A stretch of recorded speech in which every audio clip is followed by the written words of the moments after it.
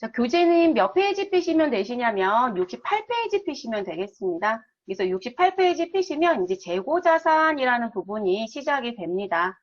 당좌자산 다 끝났으니까 그 다음 유동성이 빠른 게 재고자산이죠. 그래서 재고자산 들어가시면 되고요.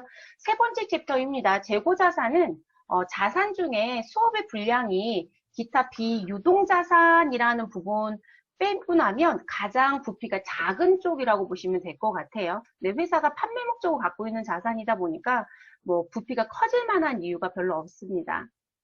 자, 재고자산은 부피는 작은데요. 항목의 구분은 조금 많습니다. 그래서 저희가 재고자산에 대한 의의와 종류를 좀 얘기를 할 거고요. 그리고 자산의 취득원가 얘기는 저희 앞에서 단기매매증권 얘기했을 때 한번 말씀을 드렸었어요. 그런데 그거하고 이제 관련된 부분에 조금 더 세부적으로 붙여지는 얘기가 각각의 자산들별로 다 등장이 될 겁니다. 그래서 재고자산 취득원가 얘기해야 되고요. 그리고 재고자산이라고 하는 부분은 창고에 쌓여있는 자산이에요. 쉽게 생각하시면. 그럼 창고에 쌓여있는 자산에 포함을 하는 자산이 있고요. 포함해서는 안 되는 자산이라는 게 되게 중요해요. 그래서 이 기말 재고자산이란 부분이 지금 확정이 되면 그 확정되는 관점에 창고에 없는데도 불구하고 포함해야 될 항목들에 대한 결정을 좀 해야 된다라는 게 이제 우리가 갖고 가야 되는 부분이고 3번은 이론과 실기 모두 다 이제 출제가 될 겁니다. 자, 상품 매매에 관한 등식은 저희가 상품과 관련돼서 매출원가 산정을 기말에 해요. 그러다 보니까 그와 관련된 반드시 이해해야 되는 공식이 있습니다. 4번에서 배우는 등식도 시험에 자주 나오는 부분입니다. 자, 그리고 기말에 남겨져 있는 재고에 대해서 내가 얼마짜리가 남겨져 있느냐라는 걸 확정을 하셔야 돼요. 그런 걸 우리가 평가라고 얘기합니다. 그래서 평가를 진행할 거고요.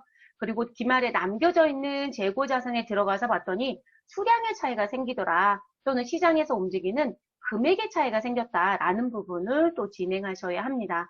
그래서 세 번째 챕터인 재고 자산은 이 언제부턴가 세무라는 급수와 회계라는 급수의 차이점이 없어진 상황이에요. 그러니까 예전엔 재고자산 감모와 평가손실은 회계급수에서는 출제하지 않았었거든요. 그런데 언제부턴가 이제 이 부분까지 모두 다 출제하는 그러면 실질적으로 세무급수에서 더 이상 배울 건 없어요. 그래서 회계에서 재무를 잘 하고 가시면 세무는 몇 가지만 살을 붙여버리면 그냥 끝나지는 부분이에요. 그래서 더 이상의 이 부분은 추가적인 부분은 필요하지 않고요. 시험적인 부분에 좀 달라지는 걸 얘기한다면 재고자산 감모손실과 평가손실이 회계급수에서는 이론적으로 출제를 한다라고 본다라면 세무급수에서는 이론뿐만이 아니라 실기라고 하는 부분에도 출제가 같이 되는 부분의 차이점 말고는 아예 없어요. 그러니까 어차피 배우고 들어가는 건데 시험 범위가 이론과 실기를 같이 낼 거냐, 이론에만 내느냐 이 얘기거든요. 근데 이론이 안 되면 실기는 못해요. 어차피 이론적인 개념을 정리하시고 이걸 프로그램에 분계 처리하는 게 실기라고 했잖아요. 그렇기 때문에 뭐 그냥 나오는 부분에 위치가 다른 거지 실제 범위는 차이가 없다고 보시는 게 맞겠습니다. 그래서 그 7가지 내용을 진행을 할 거고요. 그 7가지 내용 중에 저희가 이번 시간에 진행할 부분은 어디까지 진행을 하실 거냐면 상품 매매와 관련된 부분까지 등식에 관한 부분까지 진행을 하도록 하겠습니다. 그래서 1번부터 4번까지 그리고 5번, 6번, 7번은 그 다음 강좌에서 또 다시 진행을 하도록 할게요. 자, 재고자산이다라고 해서 나오는 부분을 좀 들어가서 보신다라고 하면 사실 저희가 지금 그 기초회계 부분처럼 해당되는 부분의 흐름 과정 얘기했을 때 재고자산에 대한 의의를 얘기했어요. 그 부분 그대로 갖고 오시면 돼요. 그래서 이 재고자산이라고 하는 건 정상적인 영업 활동 과정에서 판매를 위해서 갖고 있는 자산. 그럼 판매를 위해서 갖고 있는 자산이니까 실제 회사가 사업자 등록증이 뭐로 갖고 있는, 무슨 상태이냐라는 걸 보셔야 되겠죠. 그래서 이 판매를 위해서 갖고 있는 자산. 자, 판매를 위해서 갖고 있다라고 하시면 상품이거나 제품일 거예요. 그럼 이렇게 나오는 부분을 가지고 우리가 뭔가 구분점을 조금 더 얘기해 볼게요. 자, 그리고 판매 목적으로 우리가 뭘 한다고 또 얘기할 거냐면, 저희는 사다가 그대로 팔지 않고요. 만들어서 팔아요. 라는 분들은 판매 목적으로 생산 과정에 있거나 그쵸. 만들어서 완성이 된 걸 팔 거니까요. 그래서 생산 과정에 있거나 생산이 완료된 자산이다. 또는 생산에 투입할 목적으로 샀다. 이렇게 얘기할 수도 있어요. 그러면 우리 이 상품 매매업이라고 하는 유통업, 이런 우리가 일반적으로 유통업이다라고 얘기하시게 되면 도매나 또는 소매를 합니다라는 표현을 많이 하시거든요. 그래서 도소매를 하는 회사. 자, 그럼 도소매를 하는 회사이면 완성된 제품을 살 거예요. 또는 완성품을 산다고 표현해요. 제가 완제품 또는 완성품 이렇게 표현해드린 이유가 뭐냐면 더 이상의 추가 가공을 안 하겠다의 취지예요. 그러면 이 완성된 제품을 구입을 하고요. 회사도 먹고 살아야 되니까 이익을 무엇할 것이다? 가산할 것이다. 단순히 이익만 가산하진 않겠죠. 우리는 이 이익 부분에 판매비와 관리비까지도 실제 다 계산해서 가산할 거예요. 그래서 완성된 물품을 구입하고 이익을 가산하고 우린 그 이익에 가산된 부분에 의해서 완제품을 판매할 겁니다. 그러면 사올 때를 우리는 원가라고 부르고요. 팔 때를 매가라고 부르는 것 뿐이에요. 그러면 우리는 살 때 상품을 사왔다고 얘기하고 팔 때 상품을 팔았다 이렇게 표현할 거거든요. 그럼 대체적으로 이건 제가 이제 인터넷에 있는 어떤 그림을 좀 따온 건데요. 대부분 이런 식의 형태를 본다라면 여러분들 마트 많이 가시죠. 그러면 마트를 놓고 봤을 때 마트에서 추가적인 가공을 하지는 않잖아요, 여러분. 가져다가 그대로 판다고 보시면 되겠죠. 아, 그러면 또 다르게 얘기하시려나요? 아니에요. 제가 이마트에 가봤더니 거기는 가공된 물품도 팔잖아요. 그러실 수도 있죠. 김밥을 만들어서 판다. 그쵸? 음식점업처럼 뭔가 유통하고 있는 거잖아요, 여러분. 그분들 그럼 실질적으로요, 식품 제조를 추가했을 거예요. 그러니까 그거 생각하지 마시고요. 그냥 일반적인 마트는 가져다가 진열하고 그대로 팔잖아요. 근데 그런 식의 관점으로 보시면 되겠죠. 또는 기업과 기업의 관점으로도 나올 수 있죠. 그러니까 도매는 B2B의 관점이고 소매는 B2C의 관점이겠죠. 그래서 그런 식의 의미가 있고, 자, 제조기업이다 라고 하시게 되면 우리는 자재를 살 겁니다. 그걸 재료를 구입했다고 해요. 그래서 재료를 구입하고요. 그리고 만들어야 되니까 우리는 재료를 구입해서 투입하는 것도 있겠지만 노동력도 투입해야 되겠죠. 공장 직원이 있어야 가능하지 않아요? 그리고 우리 그 공장을 돌리기 위해서는 경비도 필요할 겁니다. 그래서 재료와 노동과 제조 경비가 투입이 돼서 우리는 제조 활동이라는 게 일어날 것이다 라고 얘기를 합니다. 그럼 제조 활동이 일어나면 만들고 있어요 라고 하는 부분, 아까 생산 과정에 있거나 라고 했잖아요. 그 생산 과정에 있는 게 뭘까요? 제공품이에요. 제가 아까 생산할 목적으로 사와요 라고 하는 게 있었죠. 그게 재료라고 보시면 되는 거고요. 쉽게 생각하시면. 그럼 그리고 나서 완성이라면 우리는 완제품이 나오겠죠. 그럼 그 완제품을 영업부는 무엇할 것이다? 팔 것이다. 그래서 제조기업은 원재료를 사왔어요, 부재료를 사왔어요 라고 해서 재료를 사왔다고 표현하고요. 그리고 나서 공장의 미완성품으로 머물러 있는 걸 우린 제공품이라고 표현할 거고요. 그리고 나서 완성이 되면 완제품이라고 하는 제품을 시장에 팔아요. 그래서 우리 일반적인 유통회사는 상품을 사서 상품 매출이 일어났어요 라는 표현을 쓰고 우리는 원재료를 사서 제품 매출이 일어났어요 라는 표현을 씁니다. 그래서 이렇게 공장을 갖고 있는 회사들이겠죠. 그래서 그런 구조라는 거.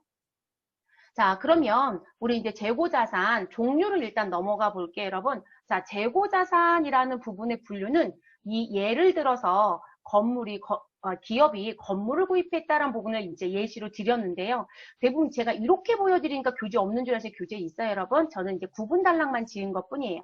그러면 이 건물을 구입했을 때 재고자산으로 들어갈 거냐, 재고자산이 아닐 거냐라는 걸 우리가 분류를 하셔야 돼요.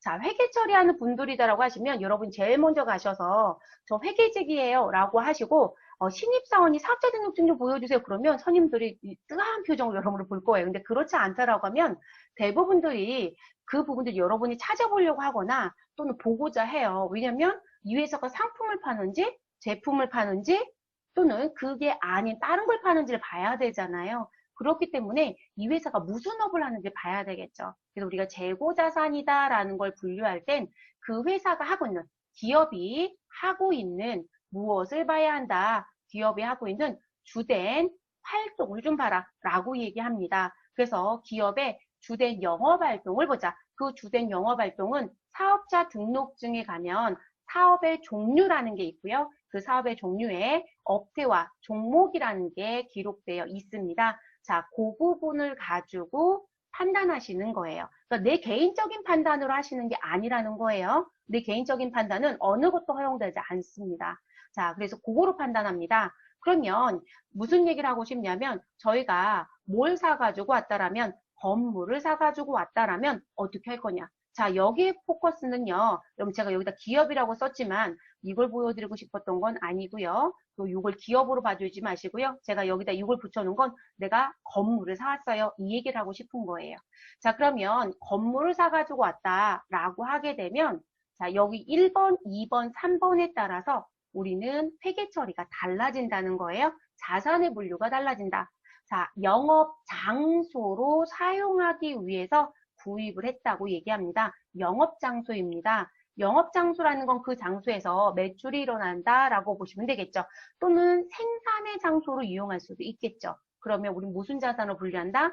유형 자산이 맞습니다. 그래서 유형 자산에 건물이라는 계정 과목을 사용합니다. 자, 그런데 제가 건물을 사가지고 왔습니다. 근데 이 건물이요. 사가지고 온 이유를 봤더니 이 사람은 부동산 매매업을 한대요. 그럼 이분은 사업자 등록증의 사업의 종류에 업태와 종목이 기입이 되어 있겠죠? 종목에 부동산이라고 써 있을 거예요, 여러분. 그리고 우리 업태는 뭘까요? 우리 건물에 대한 부동산에 대한 거니까 건설사나 뭐 이런 게 들어오거든요. 그래서 그런 종류로 써 있을 거예요. 그러면 아, 부동산업을 지금 현재 매매하고 있구나 이렇게 이해가 되는 거죠. 그렇게 되면 우리는 이 건물은 상품 취급이 됩니다. 재고자산의 상품. 그러니까 건물이어도 다 다를 수 있다라는 거예요. 자, 기업이 시세차익 목적으로 우리 구입을 하고 갖고 있었다. 그러면 시세차익 목적인 여러분 투자 목적이라고 얘기하겠죠. 그래서 투자 자산이고요. 계정 과목은 뭐로 간다? 투자 부동산이 됩니다. 그래서 건물을 샀다 하더라도 내가 어떠한 목적 또는 우리가 어떤 사업을 하냐에 따라서 어떤 계정 과목으로 넘어가야 되는지 정확하게 정리를 하셔야 됩니다. 그리고 1번, 2번, 3번이 왜 중요하냐면 여러분 유형자산이나 재고자산은 이 건물에 부가가치세라는 세금이 같이 따라다닌다라고 했을 때 그 부가가치세에 대한 걸 국가한테 돌려달라는 요청을 하실 수가 있어요. 그런데 투자 부동산의 목적으로 우리 건물을 구입하시게 되면 그 부분은 부가가치세라는 세금이 당연히 붙어 있다 하더라도 그 국세청한테 돌려달라는 요청 못해요. 그래서 실무자들이 또 불법 하시는 분들이 있어요. 국세청은 바보가 아닙니다. 불법? 야, 부동산을 샀어? 그럼 법인세 신고할 때 부동산 등기증을 우리한테 줬어야지 라는 것까지도 체크를 합니다. 그 정도로 체크하는 사람들이 많아요. 그러니까 내가 이거 가리면 당연히 넘어갈 수 있겠지? 천만의 말씀이에요. 그렇게 가릴 수 있는 부분은 없어요, 여러분. 그러니까 실질적으로 대부분 예전엔 이게 전산이 아니라 실제 서류로 들어가서 서류를 입력하고 서류로 검토했던 시절에는 나한테 다시 오는 피드백이 늦었다라고 한다면 시간이 좀 많이 걸렸다라고 한다면 지금은 피드백하는 시간이 빨라져요. 그래서 실질적으로 숨긴다는 것 자체가 조금 어렵습니다. 그리고 이 자산의 분류가 적정하냐라는 부분이 우린 회계에서만 보는 게 아니고요. 회계 분류 적적성이 법인세에도 규정이 별도로 있어요. 그래서 거기서도 페널티 조항들이 다 있기 때문에 매우 중요한 부분이에요. 그래서 배우는 부분이고 시험에서 끊임없이 내는 문제이기도 합니다. 자, 그래서 그거 기억하시라는 거고요. 자, 그리고 재고자산 부분을 처리하는 과정 중에 한 가지만 정리를 좀 하고 갈게요. 이거 교재에 있지는 않습니다. 그런데 저희가 이거 앞에서 벌써 수업은 했어요. 새로운 수업은 아닙니다. 왜냐면 우린 단기매매증권을 샀고요. 단기매매증권을 팔았거든요. 그러면 실제 벌써 그 얘기가 끝나진 상태예요. 그리고 재고자산 얘기했을 때 제가 계속 무슨 얘기했었냐면 이 부분 들어오기 전에 앞에서 얘기했을 때 여러분 우리 재고자산을 사고 파는 과정에서요. 팔면 다 매가로 회계 처리하셔야 해요. 라는 얘기를 계속 했어요. 그 정리를 여기서 한 번 더 할게요. 자, 우리가 재고자산과 관련된 회계처의 흐름을 좀 볼게요. 자, 재고자산을 우리는 구입했다고 얘기합니다. 자, 저희는 그냥 쉽게 상품 사온 거로 갈게요. 왜냐하면 저희가 상품이 아니라 우리는 제조업으로 가잖아요. 그러면 원재료를 사고 노동을 투입했고 그럼 노동 투입한 것도 회계 처리해야죠. 경비 들어간 것도 회계 처리해야죠. 우리는 아직 원가 회계라는 얘기를 한 적도 없는데 그거 하려면 너무 어려워요, 여러분. 그러니까 사다가 마진 붙여서 파는 우리는 도매업이나 소매업으로 처리하는 게 훨씬 더 편할 거예요. 자, 그래서 구입할 때 우리는 상품을 사가지고 왔다라고 해서 저는 자산 처리를 할 거예요. 자산. 자, 그러면 여러분 이렇게 자산으로 처리한 상품의 금액은 원가일까요? 이익을 가산한 금액일까요? 우리가 일반적으로 원가라는 건 저 얼마 주고 샀어요 라는 금액을 원가라고 해요.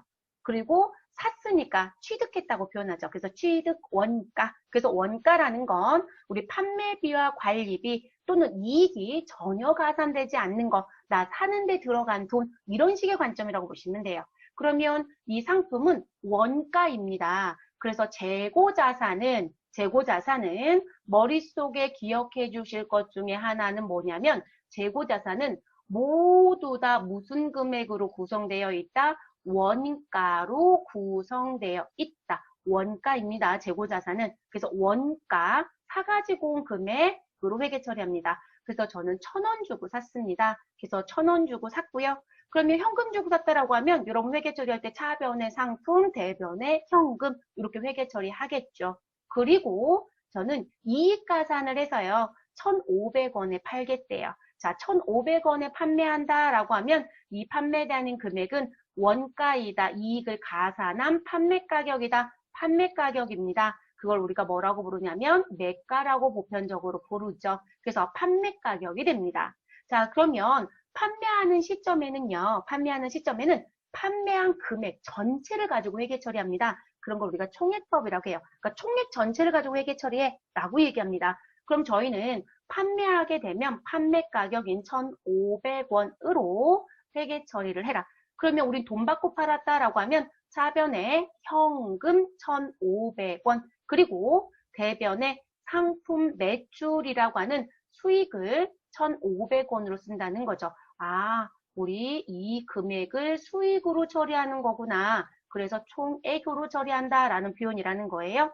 자, 그러면 문제는 여러분, 창고에 제가 갖고 있었던 1,000원짜리 물건은 팔았으니까 창고에 더 이상 없잖아요. 그러면 우리는 가지고 있었던 자산은 처음엔 증가시켜 놨지만 팔았으니까 감소시켜줘야 되잖아요. 그럼 그걸 언제 정리할 거냐는 거예요. 자, 그 부분은 언제 정리하냐면 대부분 결산 때 정리를 해요. 그래서 저희가 이걸 배울 거예요. 자, 전기에서 넘겨받은 기초상품 재고액에 당기에 사가지고 온 매입액이 있으면 매입액을 더해라. 그리고 기말에 못 팔고 남겨져 있는 재고액이 있는지를 파악해라. 그래서 기말 상품 재고액을 빼면 상품 매출 원가가 나올 것이다. 그러면 요거만큼 결산할 때 회계 처리하면 되지 않겠느냐 이 얘기예요. 그러면 저는 이렇게 가정을 세워볼게요. 기초는 없대요. 0. 자, 당기의 매입은 얼마 했다? 1,000원을 했다라고 얘기해 볼게요. 1,000원. 자, 그리고 기말도 현재 남겨져 있는 거 하나도 없대요. 그럴 수도 있어요라고 물어보시더라고요. 그럼 그럴 수도 있어요. 왜냐하면 큰 기업들은 대량으로 구입을 해서 창고에 쌓아놓고 파는 걸 더 선호해요. 왜냐하면 여러분 생각해 보실 때 여러분 하나 샀을 때, 2개 샀을 때 의 가격이 같을까요? 우리 대부분 실질적으로 하나 사는 것보다 2개, 3개, 4개, 5개 샀을 때 단가를 조금 더 싸게 살 수 있는 방법들이 많아요. 그러다 보니까 기업의 입장에선 실제 많이 사서 창고에 쌓아놓고 주문이 들어올 때 그대로 파는 게 더 유리하거든요. 근데 여러분 중소기업들은 자금에 대한 부분들이 대기업만큼 그렇게 많이 가지고 있지 않죠. 그러다 보니까 중소기업들 같은 경우는 주문이 들어오면 주문을 하고 받아서 넘겨주는 경우들이 더 많아요. 그래서 창고에 재고가 없는 경우들도 꽤 많아요. 그래서 무조건 기말에 안 팔렸다, 전년도에 넘어왔다는 재고가 있다 이렇게 얘기하지는 않아요. 여러분 회사마다 조금 다르고요. 큰 기업들은 거의 대부분 있겠지만 중소기업들은 특히나 소기업은 더 그렇습니다. 없는 경우들도 훨씬 많다라는 거. 그러면 저는 기초도 없고요. 기말도 없대요. 그럼 저는 지금 1,000원어치 사와서 1,000원어치 다 팔았다. 그러니까 취득 원가 중 제가 분명히 얘는 원가라고 했잖아요. 이게 취득 원가거든요. 그럼 취득 원가 중 판매한 부분을 우리는 회계 처리할 거예요. 언제? 결산할 때. 그럼 제가 기말에 남겨진 거 하나도 없다고 했으니까 우리 팔은 매출 원가는 얼마가 될 것이다? 1,000원이 되는 것처럼 정리가 되져요. 그래서 이렇게. 그러면 차변에 상품 매출 원가라고 하는 부분. 이런 매출 원가는 비용으로 배웠나요? 수익으로 배웠나요? 비용으로 배웠습니다. 우리 비용은 영업비용, 영업의 비용, 그렇지 않은 법인세 비용으로 구분이 된다. 그래서 영업비용은 매출 원가라고 하는 비용이 있고 판매비와 관리비라는 비용이 있다고 했습니다. 그러니까 당연히 이 부분 비용입니다. 앞에서 우리가 비용의 구조를 하고 왔는데도 불구하고 원가가 왜 비용이에요? 라고 물어보신 분들도 꽤 많더라고요. 회계 처음 접하시는 분들이요. 매출액에 대응되는 원가라고 했잖아요. 그렇기 때문에 비용이 맞아요, 여러분. 매출액이 뭐였다? 수익. 그럼 수익에 대응되는 게 뭐예요? 비용. 그러면 수익의 대표적인 게 매출이었고요. 영업수익, 그리고 이 영업수익에 대응되는 대표적인 영업비용의 1차가 매출 원가예요. 그리고 판매비와 관리비라고 하는 게 있다라고 봐주시면 되는 겁니다. 그래서 그렇게 나오는 부분. 그러면 비용을 차변에 발생을 시키고요. 저는 아까 1,000원 창고에서 팔았잖아요, 여러분. 이게 기말상품 재고에 하나도 없다고 했잖아요. 그러면 창고에 없으니까 우리는 차변에 있었던 상품을 어느 변으로 보내서 대변으로 보내서 상품이 없어집니다. 이렇게 일어나는 부분이에요. 그래서 실제 여러분들이요, 회계 처리를 하잖아요. 그럼 무슨 회계 처리밖에 안 하냐면 저 재고자산 사왔어요. 그러면 구입과 관련된 회계 처리. 저희 재고자산 팔았어요. 라고 하면 판매와 관련된 수익 계상하는 회계 처리만 열심히 합니다. 그러니까 결론적으로 우리는 산 거와 판 거만 열심히 한다는 거예요. 그러면 이 부분은 제가 아까 결산할 때 하세요 라고 했잖아요. 그러면 여러분 쉽게 생각하시면 결론적으로 결산하기 전까지는 우리 특별한 경우가 아니면 우리는 원가를 계산 미리 하더라 안 하더라? 안 해요, 여러분. 그래서 결산 때 원가 계산해요. 그래서 이 원가를 실시간처럼 보고 싶은 회사들은 월결산을 하는 거예요. 한 달에 한 번씩 결산을 하더라는 거죠. 이상한 게 아니라는 거예요. 하죠. 네, 당연히 합니다. 그리고 세무 대리인 쪽에 취업하는 분들이 거긴 안 할 거라고 생각을 하고 취업을 하시더라고요. 아니에요, 여러분. 그래서 왜냐면 세무대리인 쪽에 취업을 했을 때 제일 많이 당황스러운 게 뭐냐면 아니 여기는 자료를 넘겨주자마자 5일까지 자료 뽑아달래요. 10일까지 자료 뽑아달래요. 뭐 이런 얘기를 하세요. 월결산하는 회사예요. 그러니까 손익분기라는 걸 그때 정리하고 싶은 거예요. 그러니까 지금 1년치를 가지고 결산이 한 건 1년에 최소 한 번은 해야 되잖아요. 그때 가서 하는 게 아니라 매월 하는 경우도 있다라는 거죠. 그래서 제가 봤던 회사들은 보편적으로요. 1분기 회사가 그걸 정말 많이 했었어요. 예전부터.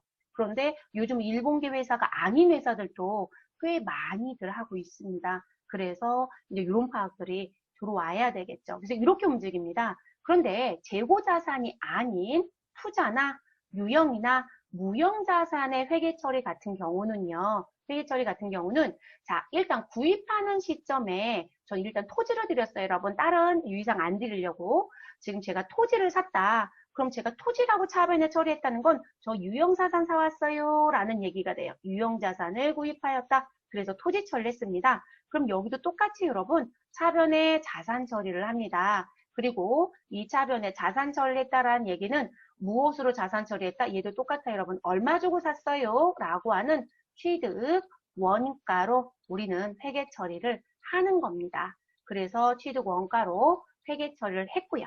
자, 그래서 저는 토지 1,000원짜리를 현금 주고 샀어요 라고 합니다.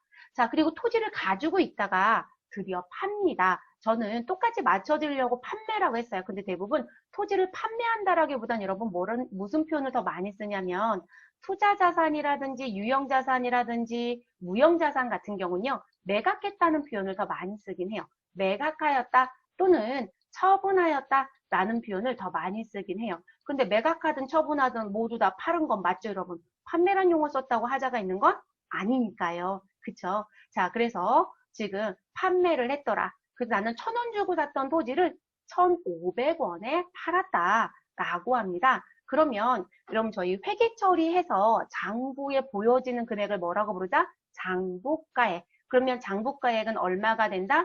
1,000원이 되겠죠? 그래서 장부가액은 1,000원이 됩니다.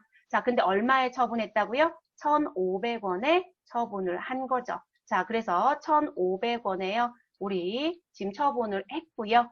자, 그래서 그렇게 나온 부분이시고 아이고 1,500원에 제 동그라미 하나를 더 쳐버렸어요. 잠깐 하나만 지울게요.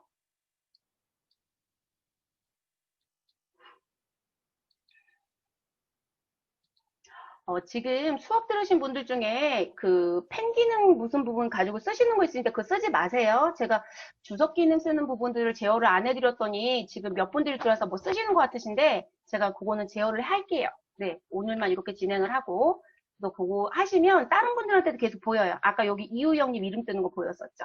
네, 저희 오전에는 다른 분 이름도 떴었어요. 그래서 그거 기능들 지금 쓰시는 것 같은데 쓰지 마세요. 자, 그래서 지금 장부가액 1,000원과 처분가액 1,500원이라고 한 이 금액의 차이만큼이에요. 그러면 처분과 장부가액 비교했더니 차이는 얼마가 나왔다? 500. 근데 여러분 1,000원 주고 샀던 걸 1,500원에 팔면 500원의 이익이 생긴 거죠. 그래서 투자자산을 팔아서 이익이 생기면 투자자산 처분 이익, 또는 반대면 처분 손실, 유형자산 처분 이익 또는 처분 손실, 무형자산 처분 이익 또는 무형자산 처분 손실. 다만 유가증권 같은 경우는요, 유가증권 고유의 이름을 써요. 그래서 단기매매증권 처분 이익 또는 단기매매증권 처분 손실 이렇게 썼겠죠. 그래서 제가 아까 수업 시작 전에 저희 사실은 이쪽은 단기매매증권대 벌써 배운 거예요 라고 말씀을 드렸던 거예요. 그래서 지금 그런 부분이 나오면 지금 현재 재고자산하고는 관점이 다르게 간다는 거예요. 그래서 재고자산은 실질적으로 얼마에 팔았다라고 하는 매출액을 손익계산서에 쓰고 손익계산서 바로 밑에 매출 원가라는 걸 써요. 그래서 이렇게 해서 이익이 난 거를 계산한다면 우린 투자나 유형이나 무형자산 그리고 유가증권에 해당되는 부분들은 그렇게 하지 않고 팔은 금액과 장부 금액의 차이만큼만 이익이나 손실로 정리를 하더라는 거죠. 그러면 지금 저는 1,000원 주고 사서 1,500원이다라고 했던 500원만큼 이익 났다는 결론 내드렸으니까 전 돈 얼마 받았을까요? 현금 받고 팔았다라고 하면 차변에 현금 1,500원이 들어오고요.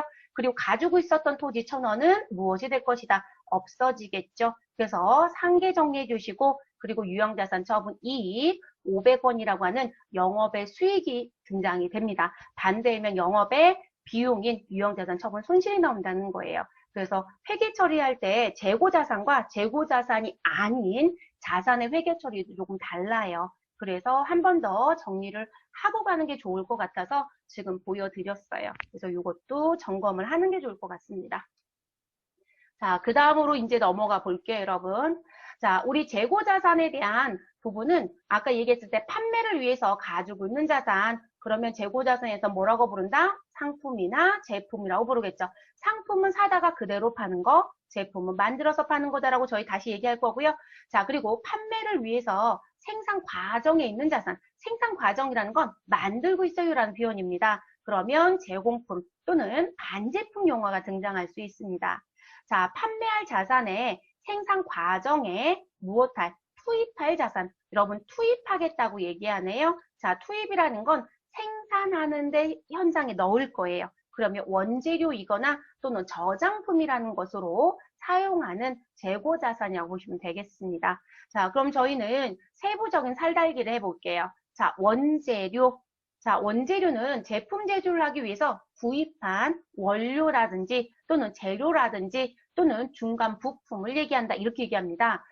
원료와 재료는 알겠어요. 그런데 중간 부품은 뭔가요? 라고 물어보신다면 여러분 자동차 회사는요. 자동차를 만들기 위해서 들어가는 자재를 전부 다 살까요? 아니에요. 자동차를 만들기 위해서 들어가는 자재 중에 우리가 유리도 필요하고 타이어도 필요하고 이렇잖아요. 그러면 타이어는 소에서 한국 타이어 뭐 이런 데서 사가지고 와서 타이어 4개를 끼우고 스페어 타이어도 하나 줍니다. 그러면 타이어가 5개가 필요했겠죠? 그럼 그건 만든 건 아니에요. 근데 걔도 원재료 취급해요. 자재 취급하는 게 맞아요. 그런 걸 중간 부품이라고 표현합니다. 그런 걸 원재료라고 표현합니다. 원재료. 우리는 원재료가 아니라 부재료라는 것도 있던데요. 그럼 부재료는 원재료를 도와주고 있는 아이들겠죠. 우리가 빵을 만들 때 밀가루가 주원료라고 표현하잖아요. 그럼 주원료 옆에 부원료로 들어가는 부분. 근데 그 부원료도 사실상 빵을 만들기 위해서 필수적으로 필요한 거긴 할 겁니다. 그래서 그렇게 표현할 수도 있고요. 자, 상품은 판매 목적으로 외부에서 무엇된 거? 완성품 상태로 구입한 거. 자, 그래서 이 상품은 추가적인 가공이 있다 없다? 추가적인 가공은 없습니다. 더 이상의 추가 가공은 안 한다. 자, 제공품은요. 제품 제조를 위해서 제공 과정이라고 하는 부분. 제공 과정이라는 건 다른 말로 얘기하면 아직 완성되지 않았습니다. 미완성 상태입니다. 라는 걸 제공 과정이라고 합니다. 그래서 만들고 있는 상태로 되어 있다는 걸 제공 상태라고 해요. 자, 그래서 미완성 상태이다. 그런데 우리 누구와 제공품과 반제품은 뭐가 다른데요? 라고 보신다면 제공품도 반제품도 똑같이 제공 과정에 있고 미완성 상태가 맞습니다. 다만 제공품은 판매를 안 한다고 봅니다. 그래서 판매할 수 없는 형태를 말하고요. 반제품은요. 반제품은 판매가 가능하다라고 얘기합니다.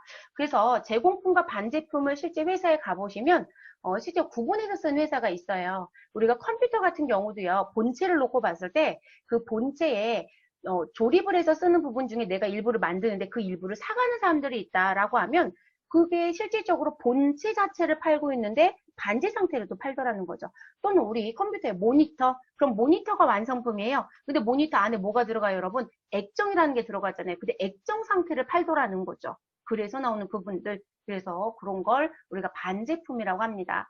그리고 실제 우리는 흐름이니까 반제품 용어를 배우지만 현업에서는 반제품과 제품을요, 코드로 형성해서 쓰고 싶어 해요. 그러니까 물품의 코드, 품목의 코드로 형성해서 쓰고 있습니다. 자, 제품은 반제품하고 다른 걸 얘기한다면 반제품은 지금 현재 미완성 상태인데 중간 제품 또는 부분품의 상태로 판매가 가능했다라고 한다면 우리 제품은 완성된 상태예요. 그러니까 완성됐기 때문에 얘는 완성도가 몇 프로이다? 100%를 의미합니다. 100%. 그래서 100%를 되어 있을 때 우리 그거로 팔겠다. 그래서 생산품 또는 완성품이라고 얘기합니다. 그래서 제조한 완성품 또는 생산품을 제품이라고 부릅니다. 자, 미착품이 있습니다. 미착품은요, 여러분 앞에서 제가 별도로 얘기는 안 했어요. 왜냐면 제가 왜 앞에서 말씀을 안 드리냐면 여기 앞에 있었던 미착품은요, 상품을 해외에서도 수입할 수 있고요. 원재료를 해외에서 수입할 수도 있어요. 그렇기 때문에 상품도 미착품이 될 수 있고 원재료도 미착품이 될 수 있어요. 그래서 이 부분에서는 제가 별도로 얘기를 안 한 겁니다.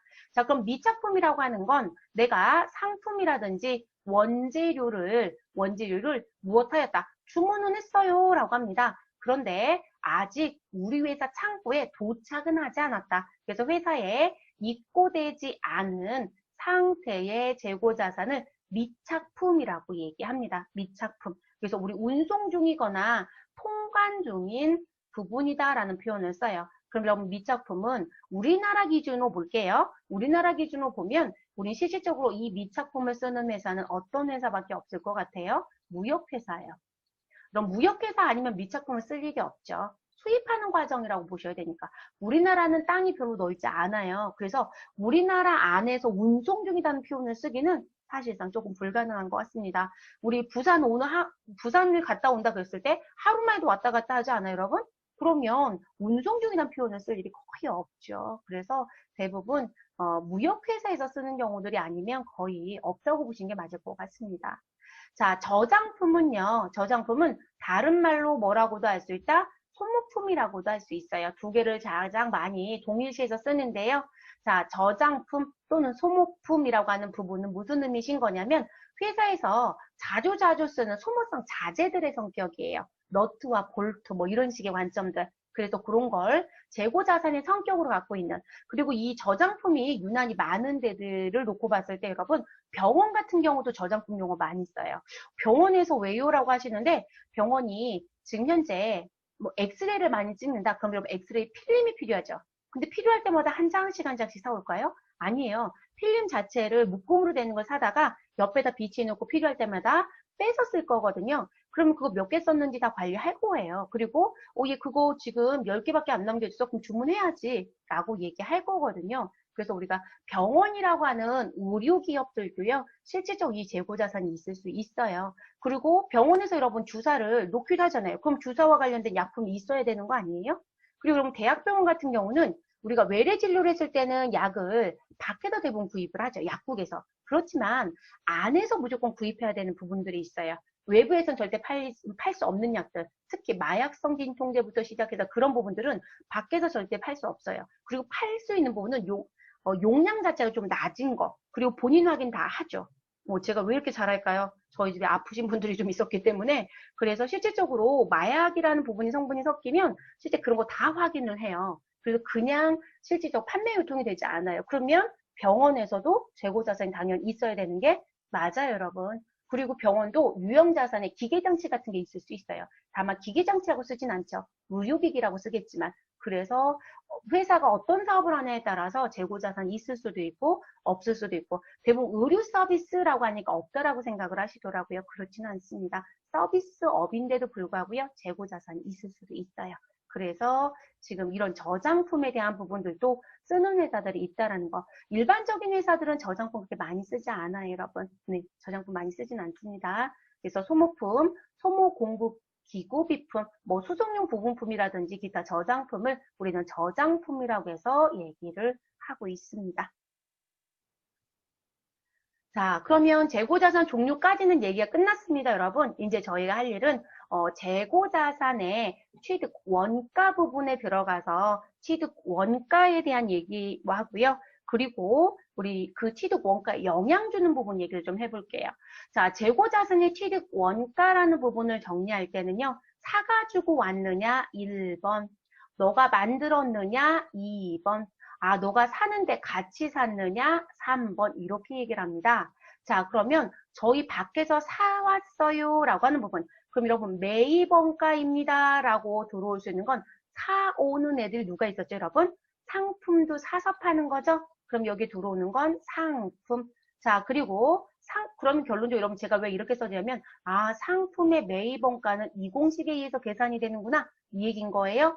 자, 그리고 여러분 원재료라고 했었던 재료도 사오는 거 아니에요? 그러면 원재료도 우리 원재료의 매입원가라는 부분이 확정되지 않으면 우리 만드는 데 들어가는 부분을 아예 산정할 수 없어요. 그래서 원재료의 매입 원가라는 부분도 우리 이 부분이 필요한 부분입니다. 그래서 이게 또 들어올 수 있는 거고요. 자, 그리고 또 저장품이라는 부분도 사실 들어올 수 있겠죠. 그래서 저장품도 들어올 수 있고요.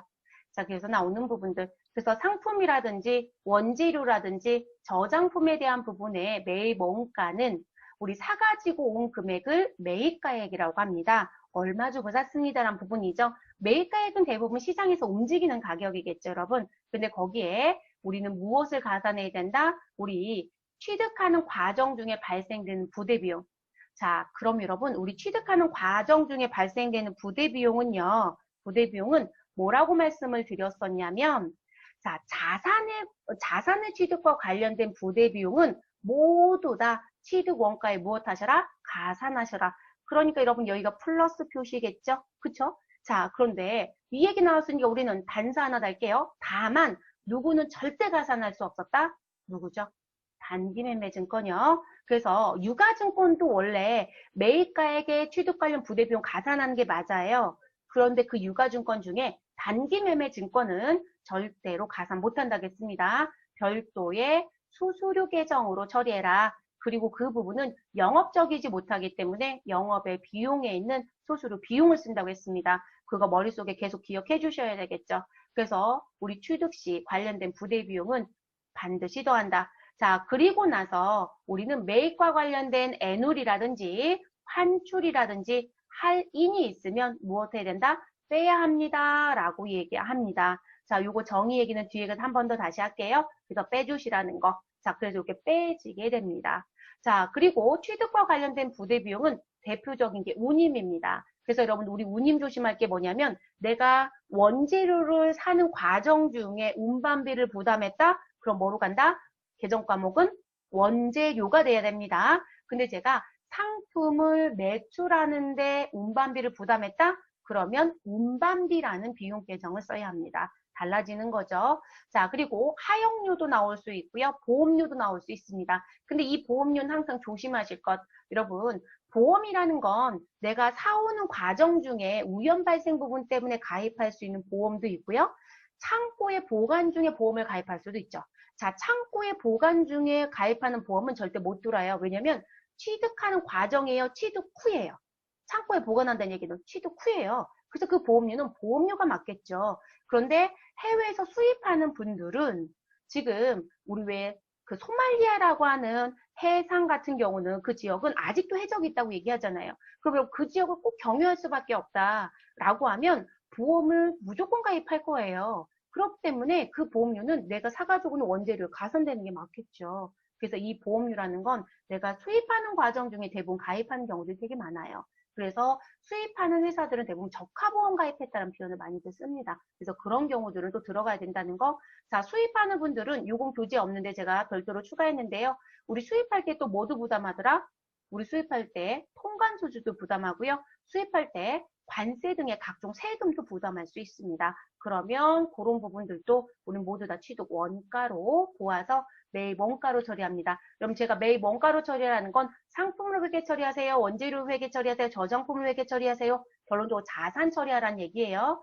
그래서 지금 이 취득 원가로 본다는 건 차변에 뭐가 된다? 자산이 됩니다라는 표현인 거예요. 자, 제조 원가라는 건 만드는 경우에 나오는 원가. 그래서 제조 원가는 직접 재료비, 너 직접 쓰인 밀가루가 얼마니?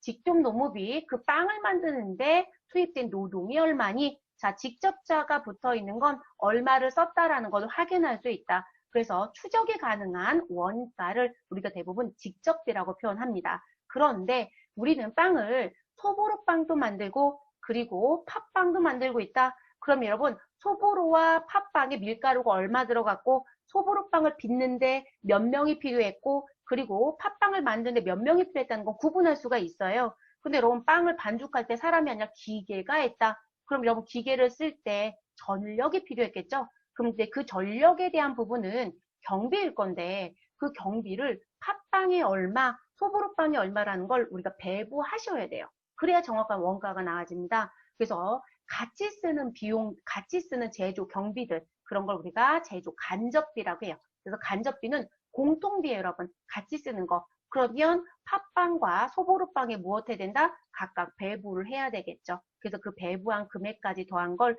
제조 원가라고 합니다. 여러분, 이거 어디서 배우시는 거냐면 우리 지금 배우는 과목은 재무회계죠. 네, 원가회계라는 부분에 가면 우리 초창기 제일 먼저 하는 게 이 수업입니다. 그래서 원가회계라는 데서 나오는 부분입니다. 그래서 원가회계에서 이게 계산이 되지 않으면 제조원가가 확정되지 않기 때문에 우리는 손익계산서에 매출원가를 확정할 수 없어요. 어디선가 들어본 것 같지 않아요, 여러분? 우리 회계 순환과정 얘기했을 때 제조원가 명제서를 먼저 확정해야 손익계산서 작성할 수 있고 손익계산서를 확정해야 우리는 이익잉여금 처분계산서를 작성할 수 있고 이익잉여금 처분계산서를 작성해야만 우리는 재무상태표를 작성할 수 있다. 그 순서는 절대로 위배할 수 없다라는 얘기 했었습니다. 그때 제조원가 얘기했었어요. 그게 이 부분의 얘기예요. 그래서 이거 확정이 돼야 재고자산 취득 원가가 확정이 돼서 우리 손익계산서에 매출 원가가 나올 수 있거든요. 그래서 항상 얘를 먼저 정리한다라는 거예요. 제조업은. 자, 일괄구입은요. 한꺼번에 같이 사는 거예요. 그러면 전혀 다른 걸 각각 샀다라고 하면 지금 A는 얼마, B는 얼마라고 구분해줘야 되잖아요. 그걸 얘기하고 싶은 거예요. 그래서 성격이 다른 상이한 재고자산을 한꺼번에 같이 샀다라면 공정가치 비율로 안분가산하세요. 그래서 A는 지금 현재 공정가치가 100이고 B는 현재 공정가치가 200입니다. 그러면 공정가치 더하면 얼마가 돼요, 여러분? 300. 그러면 내가 얼마를 지불했겠죠? 그럼 그 지불한 금액의 A의 취득 원가는 지불한 금액 곱하기 300분의 100, B는 300분의 200 이렇게 계산해서 취득 원가 결정하라는 거죠. 그런 걸 우리가 뭐라고 얘기한다? 안분한다고 표현하죠. 그래서 그렇게 계산하라는 얘기입니다. 자, 매입 애누리와 환출과 환인액이라는 게 있습니다. 자, 이 부분의 반대는 우리 매출자가 붙어서 등장이 됩니다. 그래서 매입의 반대는 매출, 매출의 반대는 매입입니다. 자, 그래서 매입 애누리의 반대는 매출 애누리, 매입 환출액의 반대는 매입 환입, 아니 매출 환입, 그리고 매입의 할인의 반대는 매출 할인입니다. 자, 그러면 이걸 왜 반대라고 얘기하냐면 지금 똑같은 상황이 나왔을 때 여러분 매입자의 입장과 매출자의 입장에서 쓰는 용어라는 표현이에요. 둘 다 똑같이 나오겠죠. 자, 그러면 지금 매입, 환출, 그리고 매출, 환입이라고 하는 부분은 내가 물건을 무엇했는데 판매를 했는데 이 재고자산이 뭐가 일어났다? 반품이 일어났다. 그러면 매입자 입장에서는 여러분 사왔던 거 밖으로 내보내야 되는 거니까 내보내는 거니까 출이죠. 이해됐죠, 여러분? 그래서 환출인 거예요. 자, 그럼 매출자는 지금 내가 팔았던 거죠, 여러분? 팔았던 게 안으로 다시 들어와야 되겠죠. 그러니까 입인 거예요. 그래서 환입이라고 합니다. 그래서 반품이 들어왔다라는 얘기고요. 자, 그리고 재고자산에 하자나 결함이 있어서 애누리해졌다라는 표현. 자, 이 애누리는 다른 말로 얘기하면 깎아줬어요 라는 표현하고 같습니다. 그래서 깎아줬다라고 하면 그 경우는 뭐로 간다? 애놀이 했다라고 해서 매입자 입장에서 매입 애놀이, 매출자 입장에서 매출 애놀이라고 합니다. 그래서 이 깎아준다는 부분은 하자라는 건 이거예요, 여러분. 제가 정상적인 물건을 보냈어요. 그런데 운송하는 과정 중에 스크래치가 났다? 여기 운송 중이에요. 그럼 운송 중이면 물건을 사간 사람이 책임을 지지 않죠. 파는 사람이 책임을 져야 된단 말이에요. 또는 제가 검은색을 보냈어야 되는데 뭘 보냈다? 우리 흰색을 보냈다. 그러면 다른 물건 보냈던 거죠. 그럼 이제 두 가지 중에 택일이에요. 반품할 건지 아니면 매출자가 쓸 테니까 깎아달라고 하는 경우가 있어요. 그럼 내가 정말 깎아줄 건지 뭐 이런 식의 관점이겠죠. 그래서 하자가 있거나 결함이 있거나 상위품으로 인해서 내가 깎아주는 행위를 했거나 이런 식의 관점이라고 보시면 돼요. 그런 걸 애놀이라고 합니다. 자, 우리 할인. 지금 제가 왜 애놀을 좀 더 길게 얘기했냐면 여러분들이 백화점에 갔거나 마트에 갔더니 우리는 할인 행사했어요 라는 얘기를 되게 많이 봐요, 여러분. 그러다 보니까 깎아준다라는 표현을 자꾸 할인으로 생각을 하시더라고요. 아니에요, 여러분. 우리가 회계에서 쓰는, 회계학적으로 쓰는 할인은요, 깎아준다는 관점이 아니에요. 세일의 관점이 아니에요. 세일의 관점이 아니라 우리 원래 받아야 되는 외상대금이 있어요. 그러면 매출자와 매입자가 구매계약서를 썼겠죠. 그리고 그 구매계약서에 뭘 써놨을까요? 대금 결제 조건을 분명히 명기했을 겁니다. 그래서 우리는 우리 이번 달에 거래한 부분에 대해서는 25일자로 마감을 하고 다음 달 말일에 너한테 결제를 해줄게. 이렇게 써 있었던 거예요. 그러면 실질적으로 제가 이번 달에 판매한 건 다 외상 상태로 나간 거죠. 그리고 그 돈은 실질적으로 다음 달에 들어온다는 거죠. 근데 저희가 계약서에 단서를 다는 거죠. 다만 너가 원래 한 달의 결제 기간인데 한 달의 결제 기간인 건데 마감하고 한 달 내인데 너가 10일 이내 결제해주면 우리가 2%를 무엇 할게? 2%를 할인해 줄게 라고 해요. 그럼 결론적으로 원래 결제 기간은 며칠? 30일. 근데 며칠 이내 결제하면 열흘 이내 결제해주면 우리 조기 결제가 되는 거죠. 원래 결제 기간보다 결제가 빨리 들어오는 거예요. 또는 어음 결제를 현금 결제로 바꿀 때도 나올 수 있어요. 어음 결제를 현금 결제. 왜냐면 다음 달 말일에 30일짜리 그럼 실제 현금 하처럼 쓸 수 있는 건 우리는 60일이 걸리는 꼴이거든요. 그런데 너가 다음 달 말일에 현금 주면 우리 10% 깎아줄게. 이렇게 얘기하더라는 거죠. 그럼 대부분들 아니 그걸 왜 깎아주고 있어라고 하는데 실제 회사는 여러분 돈이 빨리 도는 게 좋아요. 유동성이라는 부분이 높은 게 좋거든요. 그래서 그런 할인의 조건을 제시하기도 합니다. 그래서 외상대금을 할인 기간 내에 무엇하면 조기 결제하면 그들을 할인이라고 표현한다. 라는 거예요. 그리고 우리가 통상적으로요, 상거래에서 쓰는 할인 조건들은 이런 식의 문구를 써요. 2/10, N/30. 그러면 원래 결제 조건은 요 30일이 원래 결제 기간이에요. 그래서 지금 대금 결제 기한은 30일 이내이다. 그런데 너가 10일 이내에 무엇하면 결제하면 내가 2% 무엇할게? 깎아줄게. 그래서 이게 10일 이내 이 부분이 2% 할인이라는 표현이에요. 됐을까요? 자, 이 글씨는 무조건 바뀔 수 있어요, 여러분. 제가 이렇게 쓸 수도 있거든요. 5/10 그리고 n은 일수를 말하는 거겠죠. 기간 n/60 그러면 너 원래 대금 결제 기한은 60일인데 너가 며칠 이내? 10일 이내에 무엇하면 결제하면 내가 5%를 할인할게. 이런 식의 표현. 이해되셨어요, 여러분? 그러니까 얼마든지 글씨는 무엇할 수 있다? 바뀔 수 있다. 이거를 외우시라는 게 아니라 의미를 가지고 가셔야 되는 게 맞습니다. 그래서 그렇게 나오는 부분. 자, 그래서 매입자 입장에서의 세 개의 용어는 반대편에 있는 매출자 입장에서도 똑같이 나올 수 있다. 용어만 매출로 붙여주시면 끝나요. 그럼 매입자 입장에서는 이 금액이 실질적으로 내가 얼마 주고 샀다라고 했었던 그 매입 원가에 직접적 영향을 주겠죠. 취득 원가에서 빠진다고 했으니까요. 그리고 매출자 입장에서는 매출 환입이 있거나 애누리가 있거나 할인이 있으면 이 매출자 입장에서 이거 매출액에서 빠져요, 여러분. 그래서 매입자는 어디서 빠지고요? 우리 매입의 원가라는 게 있었잖아요. 그래서 매입 원가에서 빠진다고 보시면 되고요. 그래서 우리가 매입 원가 산출할 때 이들을 뺀다고 얘기를 해요. 그래서 이게 빠지는 거고요. 그리고 우리 매출자의 입장은 매출액에서 이 금액이 빠진다라고 봐주시면 되겠습니다. 그래서 달라지는 부분들은 그렇게 내용이 바뀌어요. 그래서 나오는 부분. 자, 그래서 그렇게 정리가 되고요. 자, 그리고 우리 분계 내용까지 이제 또 볼게요. 자, 분계 부분. 자, 분계 부분 보시면 일단 재고 자산을 사왔다라는 부분. 자, 재고 자산을 사왔다라는 부분의 분계에서는 여러분들이 상품 사왔어요. 그럼 차변에 상품. 원재료 사왔어요. 원재료 차변.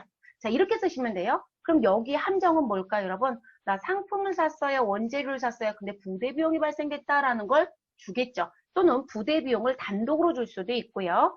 자, 그 부분만 조심하시면 됩니다. 매입 부분은.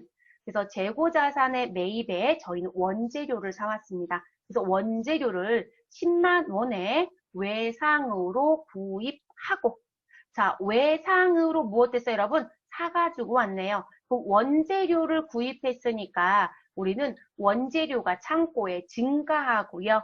그리고 원재료는 재고자산에 속하고 재고자산은 상거래이다 아니다? 상거래이다가 맞죠, 여러분? 상거래이면 외상은 뭐라고 쓰죠? 외상 매입금이라고 써야 되겠죠. 그러면 차변의 요소와 대변의 요소까지 다 정리가 끝났어요. 일단. 자, 그리고 운반비 5,000원은 현금 지급했다. 자, 그럼 현금을 지급했으니까 현금 감소하겠네요. 그러면 대변 요소는 깔끔히 다 끝났어요, 여러분. 그럼 우리가 고민할 건 이거죠. 이 운반비 5,000원은 어떻게 할 거냐? 자, 여러분, 이 운반비는 자산을 구입하는 과정 중에 생겼으니까 우리는 취득원가에 무엇 하셔라? 가산하셔라. 취득원가 가산. 그러면 원재료의 금액은 10만 원이다, 10만 5천 원이다? 10만 5천 원이 돼야 되겠죠. 그래서 차변에 원재료 10만 5천 원이 됩니다. 그래서 10만 5천 원이 돼야 된다는 거. 자, 그리고 대변엔 우리 재고자산의 매입은 상거래. 그래서 외상, 매입금 10만 원, 현금 5천 원 써주시면 마무리가 되겠죠.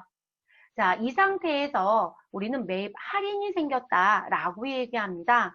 자, 외상 매입금 또는 외상대금 10만 원 중 조기 입금에 대한 조기입금 분명히 명기되어 있네요, 여러분. 우리 매입 할인 2,000원을 받고 잔액은 보통예금에서 이체했다라고 합니다. 자, 여러분, 외상대금을 무엇했어요, 여러분? 보통예금에서 이체했어요. 그럼 외상 매입금을 갚았습니다라는 얘기죠. 그럼 대변에 있었던 외상 매입금 차변에 와서 상계합니다. 왜냐면 부채 증가는 어느 변에 쓰고요? 대변에 썼어요. 그럼 부채 감소는 어느 변에 쓴다? 차변에 써야 되겠죠. 그래서 상계합니다. 그럼 일반적인 회사는 외상대금 10만 원 보통예금에서 주었어요.가 끝일 거예요. 그런데 여기는 보통예금에서 줄 때 조기결제에 의해서 할인이 일어났다는 거죠. 그래서 무슨 할인? 매입 할인이 있었다라고 얘기합니다. 그럼 매입 할인은 계정 과목을 사용할 수 있습니다. 그래서 대변에 매입 할인을 씁니다. 그런데 여러분, 요 매입 할인 쓰실 때요, 반드시 뭘 구분해 주셔야 되냐면, 우리 이게 연속되어 있는 거니까 저희는 이렇게 보지만, 원재료 매입과 관련된 외상 매입금을 갚고, 그 부분에 대한 할인이 있었잖아요. 그럼 이 매입 할인은 원재료의 매입금액에서 빼야 될까요? 상품 매입금액에서 빼야 될까요? 원재료겠죠, 여러분. 그래서 여기 매입 할인의 계정 과목은 반드시 무슨 계정 과목과 관련된 계정을 써야 된다? 원재료 계정 과목과 관련된 걸 써야 돼요. 만약에 제가 상품을 사가지고 왔었던 외상 매입금이었다. 그러면 계정 과목 매입 할인은 똑같아요, 여러분. 그런데 우리 코드는 원재료 관련 코드가 아니라 상품 관련 코드를 써야 되겠죠. 그래서 그런 건 조심하셔야 되는 부분. 그러니까 이론으로 봤던 거 실기에 가서 그대로 넣는데 코드는 항상 조심하셔야 돼요. 그래서 2,000원 정리해 주시고요. 보통예금 통장에서는 우리 2,000원 빠진 98,000원만 결제가 됐다고 보시면 되겠죠, 여러분. 그래서 이렇게 정리가 되어집니다. 자, 기말 재고자산에 포함할 항목이다라고 해서 이제 등장하는 부분이 있어요. 이 기말 재고자산에 포함할 항목이라는 표현은 뭐냐면 우리가 이제 재고자산이라는 부분은 실제 창고에 쌓아놓고 판다라는 의미 때문에 재고라는 표현을 써요. 근데 기말의 재고라는 표현은 우리가 12월 31일 남겨져 있는 재고 이 얘기예요. 그러면 일반적으로 12월 31일자에 남겨져 있다라고 얘기가 진행이 되면요. 진행이 되면 이 부분은 창고에 갖고 있는 재고라는 얘기하고도 같아야 되거든요. 나 창고에 이만큼 갖고 있어 라는 얘기하고도 같아야 돼요. 자, 그런데 지금 이 창고에 없는데도 불구하고 여기서 포함한 항목이다라고 하는 표현은 뭐냐면 창고에는 없어요. 없는데 여기 나와져 있는 이런 내용들은 요건을 보고 어떤 애는 포함하고 어떤 애는 포함하지 않고 이렇게 내용을 구분해 달라는 얘기예요. 그래서 지금 포함할 항목은 일단 창고에 있다 없다 없다로 시작하는 부분입니다. 내가 지금 현재 창고엔 없지만 이 요건이 충족되면 있는 것처럼 취급해줘 라는 부분들 이렇게 이해를 하셔야 되세요. 자, 그럼 운송 중인 상품이다 라고 해서 들어오는 부분이 있습니다. 그걸 우리가 미착품이라고 얘기를 합니다. 미착품. 우리 교재는 미착 상품이라고 되어 있을 건데요. 자, 운송 중인 상품 또는 미착품 또는 미착 상품 뭐 이렇게 보시면 되는데 자, 이 운송 중인 상품이거나 운송 중인 재고 자산이거나 뭐 이렇게 나오는 부분들 운송 중인 건 상품이 아니라 원재료도 들어올 수 있다라고 했었으니까요. 그래서 상품이든 원재료이든 간에 이 내용을 놓고 보면 이 부분의 표현을 쓰는 건 대부분 무역업이에요. 그래서 지금 저희가 온라인으로 수업을 하는 거라서 제가 이 그림을 조금 잠깐 그렸어요. 자, 일단 미국에서 한국으로 물건을 실어서 보내겠다. 그럼 다른 말로 얘기하면 미국은요. 웃음에서 수출의 나라이고요. 그리고 한국은 수입의 나라라고 봤을 때 자, 그러면 나는 한국을 기점으로 봐야 되겠죠. 그럼 한국에서는 지금 현재 나 물건 사오고 있어 라고 하는 게 있는 거예요. 그래서 사오는 게 있다. 근데 그 사오는 부분이 이렇게 선적지와 도착지 사이에 중간에 있는 걸 미착품이라고 해요. 또는 미착 상품 또는 미착 원료라고 해도 되고요. 그래서 그걸 미착품이라고 얘기를 합니다. 그렇다면 미국은 지금 물건을 팔고 있는 선적지란 말이에요. 수출하는 사람. 그래서 선적지인 수출지에서 물건을 배에다가 실어주겠죠. 그래서 배에다가 실어줬습니다. 자, 실어줬고 그리고 한국은 지금 현재 물건을 무엇하는 수입하는 도착지의 나라라고 보시면 돼요. 수입하는 사람. 자, 그럼 수입하는 한국의 입장에서 계약서를 쓸 때 선적지 인도 조건으로 계약을 했다라고 얘기합니다. 그럼 여러분 선적지 인도 조건이면 한국이 수입하는 거라겠잖아요. 그러면 수입하는 사람을 다른 말로 얘기하면 구매자 또는 매입자 참 용어는 다양해요, 여러분. 그러면 선적하면 모든 업무가 끝나는 거로 정리했다라고 한다라고 하면 지금 한국의 입장에서는 자기 창고에 물건이 들어오지는 않았어요. 근데 미국에 있는 수출자가 선적했다고 얘한테 통지는 해준 거예요. 그러면 선적했다는 통지를 받으면 우리는 곧바로 한국에 있는 수입상은 뭐가 된다? 아, 창고에는 재고가 없지만 재고자산처럼 봐줘 라는 표현을 써야 된다는 거예요. 그래서 구매자의 재고자산에 무엇해라? 아예 포함해라. 그래서 구매자의 재고자산에 포함으로 갑니다. 구매자의 재고자산에. 그래서 선적을 하고 나면 소유권이 모두 다 이전된 것처럼 봅니다. 그런 식의 관점이고요. 자, 도착지 인도 기준이란 부분은 자, 미국과 한국이 우리 무엇에 대한 무역 계약을 했습니다. 그런데 그 계약서에 우리 어디까지, 부산 한까지, 인천 한까지, 평택 한까지 무엇하면 도착해주면 우리께 된다라는 식의 표현의 내용을 서로 쓰고 있는 거예요. 그래서 한국에 도착을 하면 우리가 인도하는 조건이었다는 거예요. 그걸 우리가 도착지 인도 조건이라고 얘기를 합니다. 자, 이런 상태라고 하면 당연히 수출지인 미국에 있는 수출상은 선적됐다고 통지는 합니다. 근데 계약서는 뭐로 되어 있다? 도착지 인도 조건이라고 되어 있다. 도착한 거로 인도하는 거로 간다는 얘기예요. 도착지에까지 와야 된다는 얘기거든요. 그렇게 되면 이 운송 중이라고 하는 미착품은 지금 한국에 있는 수입상의 재고자산이 아니라 누구? 수출지에 있는 미국. 자, 이 사람의 재고자산이 돼요. 그러면 아까 한국에 있는 수입상을 구매자, 매입자라고 했다라면 미국에 있는 수출상은 판매자 또는 매출자라고 하시면 되겠죠. 그래서 우린 판매자나 또는 매출자의 재고자산이 된다라는 얘기예요. 그래서 이 사람의 재고자산에 포함이 됩니다. 이렇게 가는 부분. 그래서 도착 시 소유권이 이전되는 것으로 보겠다라고 하는 부분. 자, 지금 이거 조심할 건 뭐냐면 대부분 이렇게 생각을 하시더라고요. 선적지, 도착지에 대한 게 시험지에 워낙 많이 나오다 보니까 그냥 재고자산의 무슨 부분? 지금 현재 한국이라는 기준으로 얘기를 하는 건지 미국이라는 걸 기준으로 얘기하는지 꼭 문구에서 보셔야 돼요. 이게 왜 중요해지냐면 자, 지금 선적지 인도 조건으로 계약을 했다라고 얘기를 해요. 그럼 선적지 인도 조건이었을 때 시험지 질문에 구매자의 재고자산은 포함이 되지만 판매자의 재고자산에는 제외해요. 근데 시험지 질문에 지금 뭐라고 주냐면 구매자라고만 무조건 문제를 만들지 않아요. 그러니까 지금 현재 나 선적지 인도 조건으로 계약한 거 물건 실었대 이렇게 준 거예요. 그러면 선적지 인도 조건으로 매입하는 사람의 입장에서는 재고자산에 포함이지만 매출하는 사람의 입장에서는 재고자산이 무엇이다? 제외니까 불포함이라고요. 그럼 문구를 그렇게 낼 수도 있잖아요.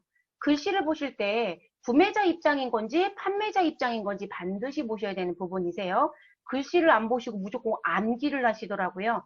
문제는 미국에 있는 사람의 입장으로 선적지 인도 조건을 낼 수도 있고요. 한국에 있는 사람으로 선적지 인도 조건을 문제를 낼 수도 있어요. 그래서 입장을 반드시 고려하실 것, 누구 건지 입장을 반드시 보시고 가져가셔야 되는 부분입니다. 이런 걸 미착품이라고 합니다. 그래서 운송 중이기 때문에 지금 현재 수입자 입장에서는 창고에 물건이 들어온 건 없어요. 그런데도 내 물건처럼 봐야 한다라는 거죠. 그래서 이론, 실기 모두 다 출제합니다. 자, 실기를 낸다는 건 기말 재고자산에 포함한다는 얘기는 재고자산이 증가하면서 원가를 마무리해야 될 거거든요. 그 부분 때문에 출제가 또 되는 겁니다.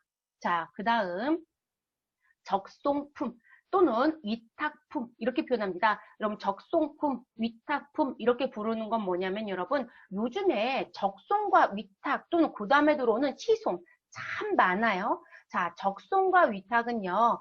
물건을 실제 팔아야 되는 사람이 있는데 그 사람 직접 팔지 않고요. 남한테 팔아달라고 맡기는 거예요. 자, 그러면 대표적인 게 홈쇼핑이에요, 여러분. 홈쇼핑은 자기 물건 안 팔잖아요. 남의 물건 팔죠. 그럼 물건 팔아달라고 맡기는 사람들 뭐라고 부른다? 위탁자.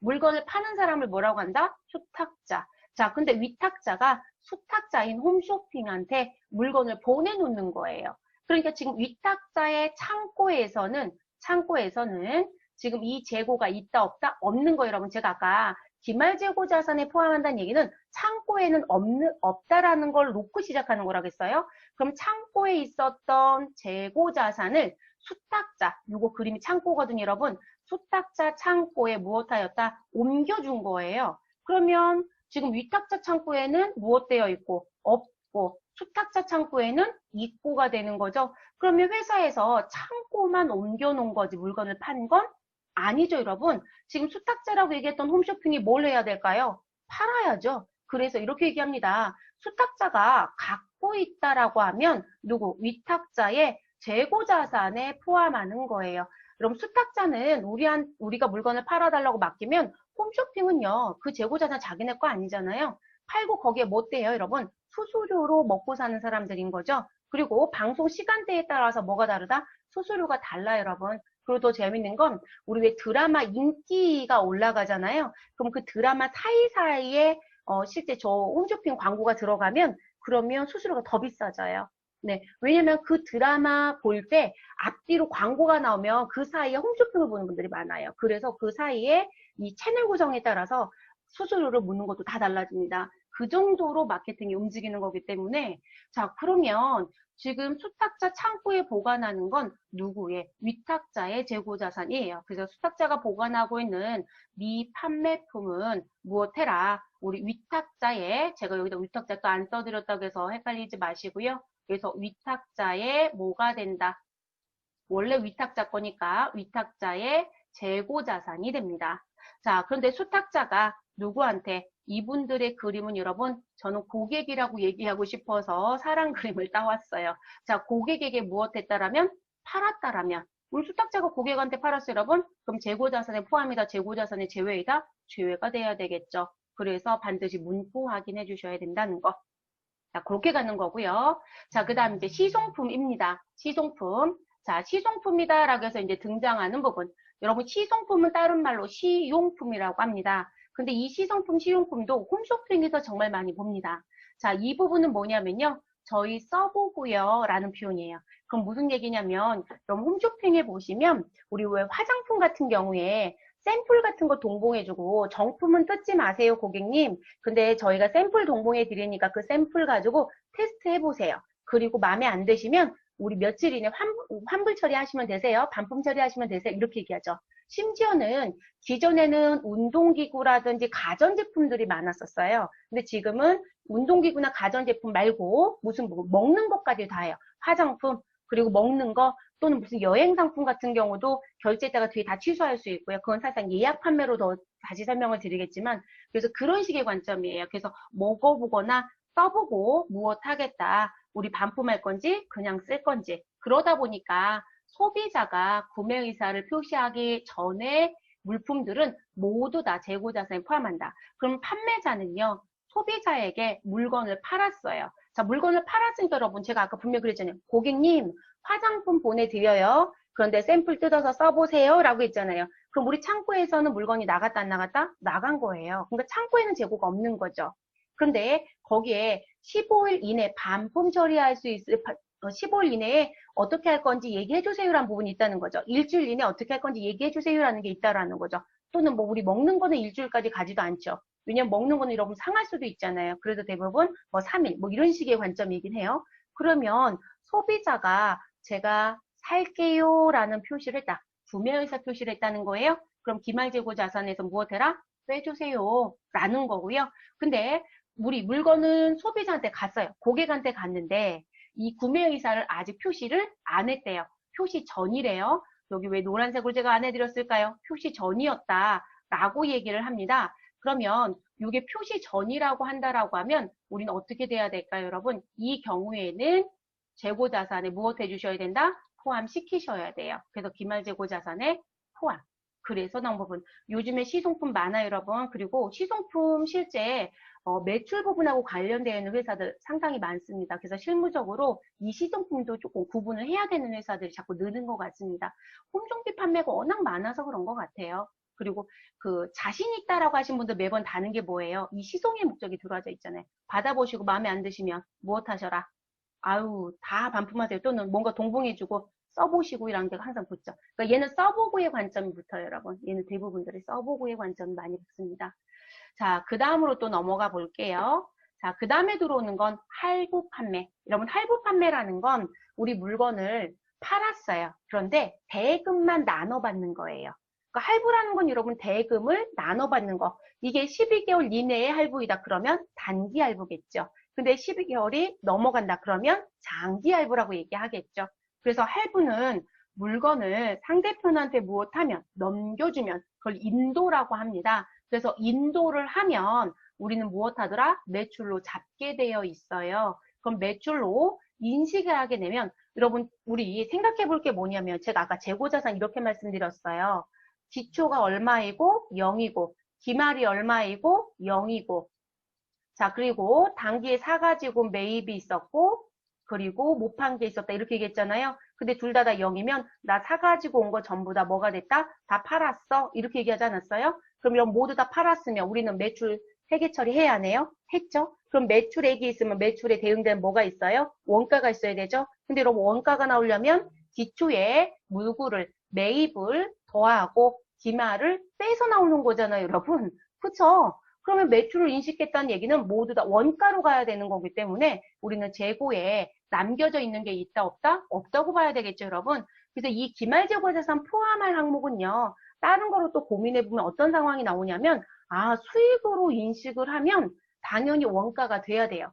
그러면 원가가 되려면 기말에는 있다가 아니에요. 그래서 매출이 인식되는 건 기말에 남겨있지 않았겠구나. 왜냐면 매출이라는 건 무엇했다? 팔았다로 보는 거잖아요. 팔았는데 어떻게 창고에 물건이 있다고 얘기해요? 말도 안 되는 얘기죠. 그래서 매출액이 생기면 당연히 그 밑에 누가 따라 붙는다? 매출 원가가 따라 붙는 거기 때문에 절대로 기말 재고자산이 있을 수 없어요. 그러니까 매출로 인식했으니까 재고자산에 포함한다, 포함하지 않는다, 포함하지 않아야 되겠죠.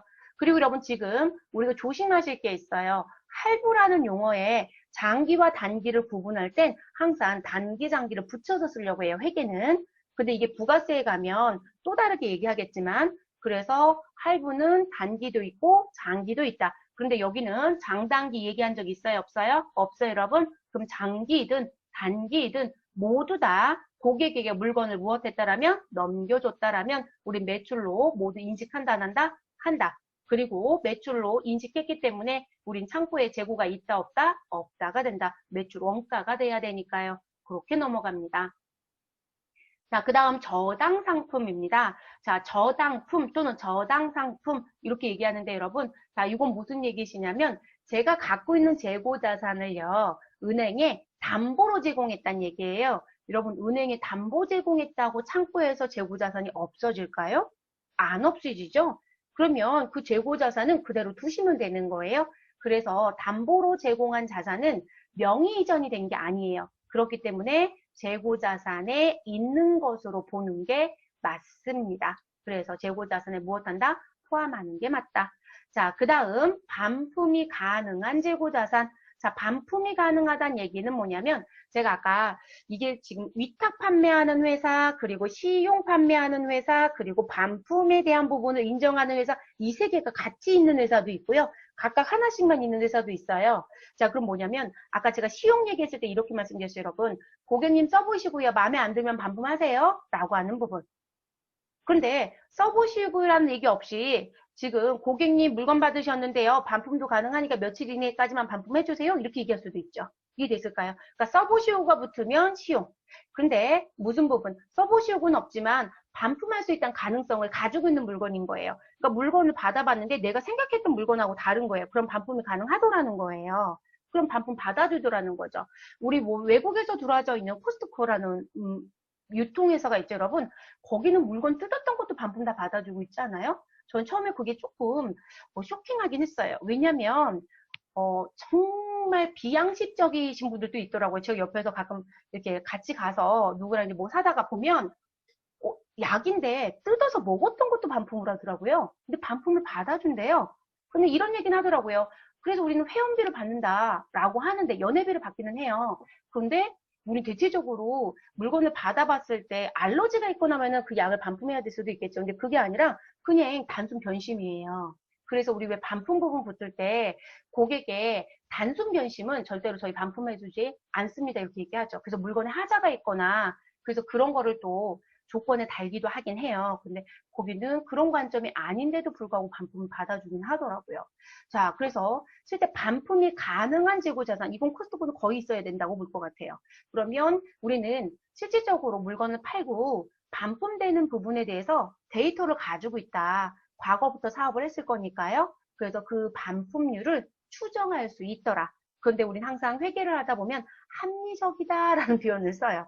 그래서 반품률을 합리적으로 추정이 가능하다라고 하면 너가 고객에게 인도를 했을 것이다. 그 인도했던 시점에 우리는 물건을 판 거 볼 거야. 판매한 것을 보겠대요. 그러면 수익이 생긴다는 얘기예요. 그래서 매출로 잡을 거기 때문에 우리 재고자산에서 무엇 해달라? 빼주세요. 라고 얘기를 합니다. 자, 그런 반면에 반품률을 합리적으로 추정할 수 없다라면 우리 데이터가 없다라는 얘기겠죠. 또는 데이터가 들쑥날쑥하다라면 우리는 어떻게 하겠다. 자, 그 물건을 사간 고객이 있겠죠. 구매자가 나 상품 살게요 라고 수락을 하거나 또는 제가 아까 7일이면 7일, 15일이면 15일, 3일이면 3일 이렇게 기간이 있다라고 했었잖아요. 그 반품이 가능한 기간이 있어요, 여러분. 언제까지 하시라고 하는. 그래서 그 반품 기간이 무엇되면 종료되면 그래서 지금 사겠다라고 인수를 수락하거나 또는 반품 기간이 종료된 시점이 되면 우리 판매자의 재고 자산에서 무엇할 것이다. 우리 제외시킬 거예요. 그럼 결론적으로 수락을 아직 안 했고요. 반품 기간이 아직 종료가 안 됐다라면 재고 자산에 무엇 해주셔야 된다. 포함하고 있어야 되겠죠. 그래서 그게 나와야만 뺄 수 있어요. 그래서 구매자가 상품의 인수를 수락하거나 반품 기간이 종료된 시점까지는 판매자의 재고 자산이고 수락하고 기간이 지나면 우리는 무엇이다. 더 이상 반품 못 하거든요. 반품이 안 되기 때문에 매출로 잡아주고 그리고 무엇 하시면 돼요? 우리 재고 자산을 빠진다는 얘기를 하고 싶은 거겠죠. 그래서 요 관점이 조금 달라요. 최소한 이렇게는 기억하셔야 돼요. 반품률을 추정할 수 있다. 그럼 재고자산에서 제외. 근데 반품률을 추정할 수 없다. 그럼 재고자산에 무엇 해라? 포함. 이렇게는 최소한 기억하셔야 됩니다. 그래서 나온 부분. 그리고 제가 이렇게 말씀드렸어요, 여러분. 매출로 인식하는 건 창고에 재고가 없는 것으로 봐야 된다. 매출했다는 얘기는 팔았다는 얘기이기 때문에 원가가 나와줘야 되기 때문에 이렇게 말씀드렸어요. 그럼 결론적으로 여기 기말재고자산에 포함해야 합니다. 라고 하는 이 항목들은 뒤에 가면 매출이라는 거에서 수익으로 인식합니까? 안 합니까? 라는 얘기를 다시 하거든요. 그 수익의 인식 조건의 이 요건 얘기가 다시 등장해요. 전부 다 동일하게 등장하진 않지만 여기 나왔던 부분 중에 매출하고 관계되어 있는 부분들은 다시 한 번 더 등장이 될 겁니다. 그래서 시험 출제자가 기말 재고자산 포함 여부로 출제를 하거나 또는 수익 인식에 대한 부분으로 출제를 하거나 이 양쪽으로 출제를 합니다. 그리고 기말 재고자산에 포함해야 합니다라는 부분에 포함할 건지 안 할 건지에 대한 부분은 일단 회계는 이론적인 문제로 더 많이 출제를 하고요. 그리고 세무는 이론과 실기 양쪽으로 골고루 출제를 하고 있는 실정입니다. 회계가 안 낸다는 게 아니라 이론과 실기 비율로 놓고 봤을 때 이론의 출제 빈도가 더 높다라는 얘기예요. 근데 이건 실기에서도 영향을 받을 수 있는 부분이어서 실기도 같이 출제할 수 있습니다. 무엇으로요? 기말 재고 금액을 확정짓는 것으로요. 그래서 가져가셔야 되는 부분입니다. 자주 나와요. 자, 우리 교재 예제 하나 보겠습니다. 자, 예제 부분 보시면 다음의 항목 중에서 기말 재고자산에 포함되지 않는 것은 이라고 얘기를 합니다. 자, 재고자산에 포함되지 않는 것.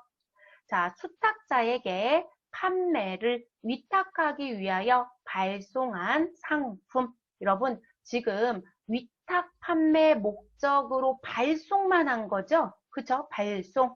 그러면 수탁자가 팔았어요? 안 팔았어요? 안 팔았죠? 수탁자가 팔지 않았다라면 내 재고자산에 들어와야 된다겠습니다. 그래서 이 부분은 포함해야 되는 부분입니다. 저는 포함을 플러스로 표시할게요. 두 번째, 도착지 인도 기준. 여러분, 우리는 선적지와 도착지가 있었습니다. 여기가 선적지였고요. 자, 선적지 인도 기준은 선적하면 곧바로 구매자의 물건이 된다.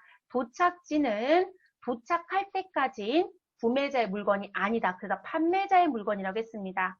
자, 그래서 도착지 인도 기준에 의하여 운송 중인 매입 상품입니다. 자, 기말재고자산에 포함해달라고 했어요, 여러분. 그러면 기말재고자산에 포함해야 되는 부분인데 지금 내용 보시면 자, 도착지 인도 기준은 지금 여기까지 도착을 해야 되는 거잖아요.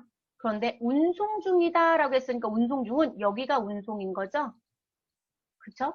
자, 운송 중이에요. 그러면 도착지까지 왔어요? 못 왔어요? 못 왔다는 얘기죠? 그러면 이 경우는 우리의 기말재고자산이 아니라 누구의 기말재고자산이다? 물건을 팔은 판매자의 기말재고자산이죠. 그래서 이 부분은 포함한다, 포함하지 않는다? 포함하지 않는다. 그럼 저 포함하지 않는다는 그냥 마이너스로 표시할게요. 빼라는 의미가 아니에요, 여러분. 마이너스로 표시할게요.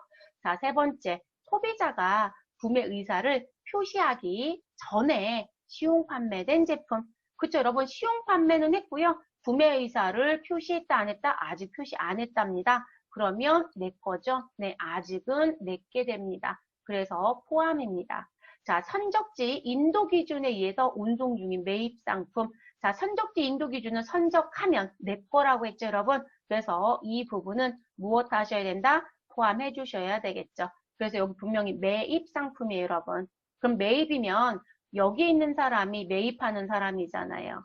그쵸? 그래서 매입하는 사람의 입장에서는 자기 게 아니었던 거죠. 얘도 똑같이 매입 상품이잖아요. 그래서 이들은 매입 상품이니까 포함이고 이들은 아니라는 거죠. 그래서 답은 몇 번이 된다? 2번이 됩니다. 그래서 이렇게 정리가 돼요. 자, 그 다음 상품 매매에 관한 등식이라는 게 있습니다. 상품 매매에 관한 등식. 자, 상품 매매에 관한 등식으로 설명을 드리는 건 아니 제품 매매에 관한 등식도 들어야 되죠. 원가회계에서 배웁니다. 제품은 재료를 투입해서 제공품이 됐다가 우리는 완성품인 제품까지 나와야 되는 전체를 봐야 되기 때문에 그 부분은 제조 원가로 배우면 그대로 가져가는 부분이에요.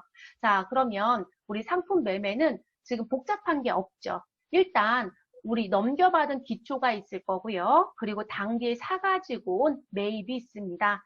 자, 여러분 요거를 T계정처럼 그려볼까요? 하면 이렇게 되는 거예요. 그러면 이쪽 변은 차변, 이쪽 변은 대변이 되겠죠. 그래서 차변에 자산은 전년도에서 이월받은 건 차변에 있죠. 자, 그리고 여러분 상품을 사왔다. 그럼 차변에 상품 쓰고 있는 거잖아요. 그러면 우리는 차변에 상품이 들어오겠죠. 자, 그리고 우리 아직 못 팔았어요. 그럼 다음 연도 2월에 해야 되니까 기말로 남겨져 있겠죠. 그리고 우리 파는 건 뭐라고 보자? 상품 매출 원가로 보게 됩니다. 그래서 이렇게 나와지는 부분. 자, 그렇게 되면 지금 차변에 등장하는 부분에 대한 기초상품 재고액과 그리고 단기에 사가지고 온 단기 상품 매입액을 합치면 우린 판매 가능 금액입니다. 또는 가액입니다. 라고 얘기할 수 있습니다. 그럼 판매가 가능한 금액에서 누구를 빼면 기말 상품 재고액을 빼면 누가 나온다? 우린 상품 매출 원가가 나온다. 이걸 여러분 다르게 얘기하면요. 기초 상품 재고액 더하기 단기 상품 재고액은 우리 상품 매출 원가 더하기 기말 상품 재고액이에요. 라고도 얘기할 수 있고요. 또는 기초 상품의 단기 상품 매입액을 더해서 우리 기말 상품 재고액을 빼면 상품 매출 원가가 나와요. 라고 얘기할 수도 있겠죠. 공식은 그렇게 움직이는 부분. 그래서 그렇게 나옵니다. 자, 그럼 이 상품 매출 원가는 비용입니다, 여러분. 자, 비용이니까 당연히 어디에 반영이 돼야 될까요? 우리는 손익계산서에 반영이 돼야 되겠죠. 자, 그럼 여러분 차변에 있었던 기초상품 재고액과 단기에 사가지고 온 단기 매입액은 자산이죠, 여러분. 그럼 그 자산 중에 판매한 비용을 빼면 못 팔은 거니까 얘는 뭐가 될까요? 자산이 되는 거죠. 그래서 내가 갖고 있었던 자산 중에 못 팔은 미판매 자산을 빼면 비용이 되는 거거든요. 그러니까 얘는 판매한 애예요. 쉽게 생각하면. 이 부분은 판매한 애, 얘는 아직 못 팔은 애. 그래서 기말상품 재고액은 실제 재무제표로 들어가서 봤을 때요. 재무상태표에 이 금액이 남게 됩니다. 그래서 이 부분은 아직 무엇한 거, 팔지 못한 거, 미판매. 그럼 미판매는 우리 창고에 쌓여 있으니까 자산이 맞겠죠. 그래서 이 부분이 재무상태에 반영이 됩니다. 자, 이 지금 상품 매매에 관한 등식에 공식 나오는데 반드시 무조건적으로 기억합니다. 근데 요거를 기억을 하시면 얘를 제가 뭐라고 했냐면 이쪽이 차변이고요. 이쪽이 대변입니다. 그러면 차변과 대변은 무엇하다? 같다. 그러니까 이 두 개 더한 금액은 이 금액의 합과 같다라는 의미잖아요. 그 원리대로 갖고 가시면 조금 더 쉬워요.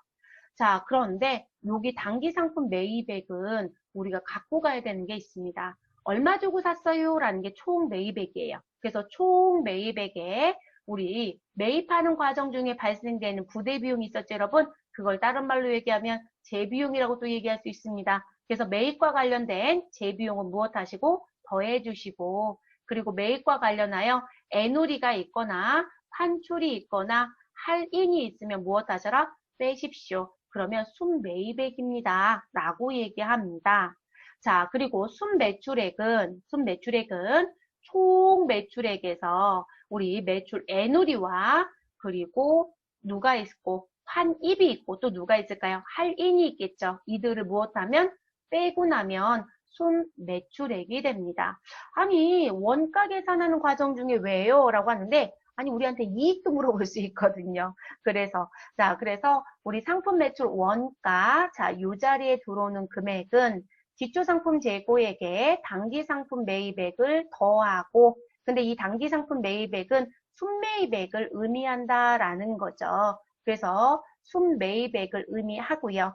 그리고 기초 상품 재고액에 순매입액을 더한 걸 우리는 뭐라고 부른다? 판매 가능가액이다 라고 부른다는 거죠.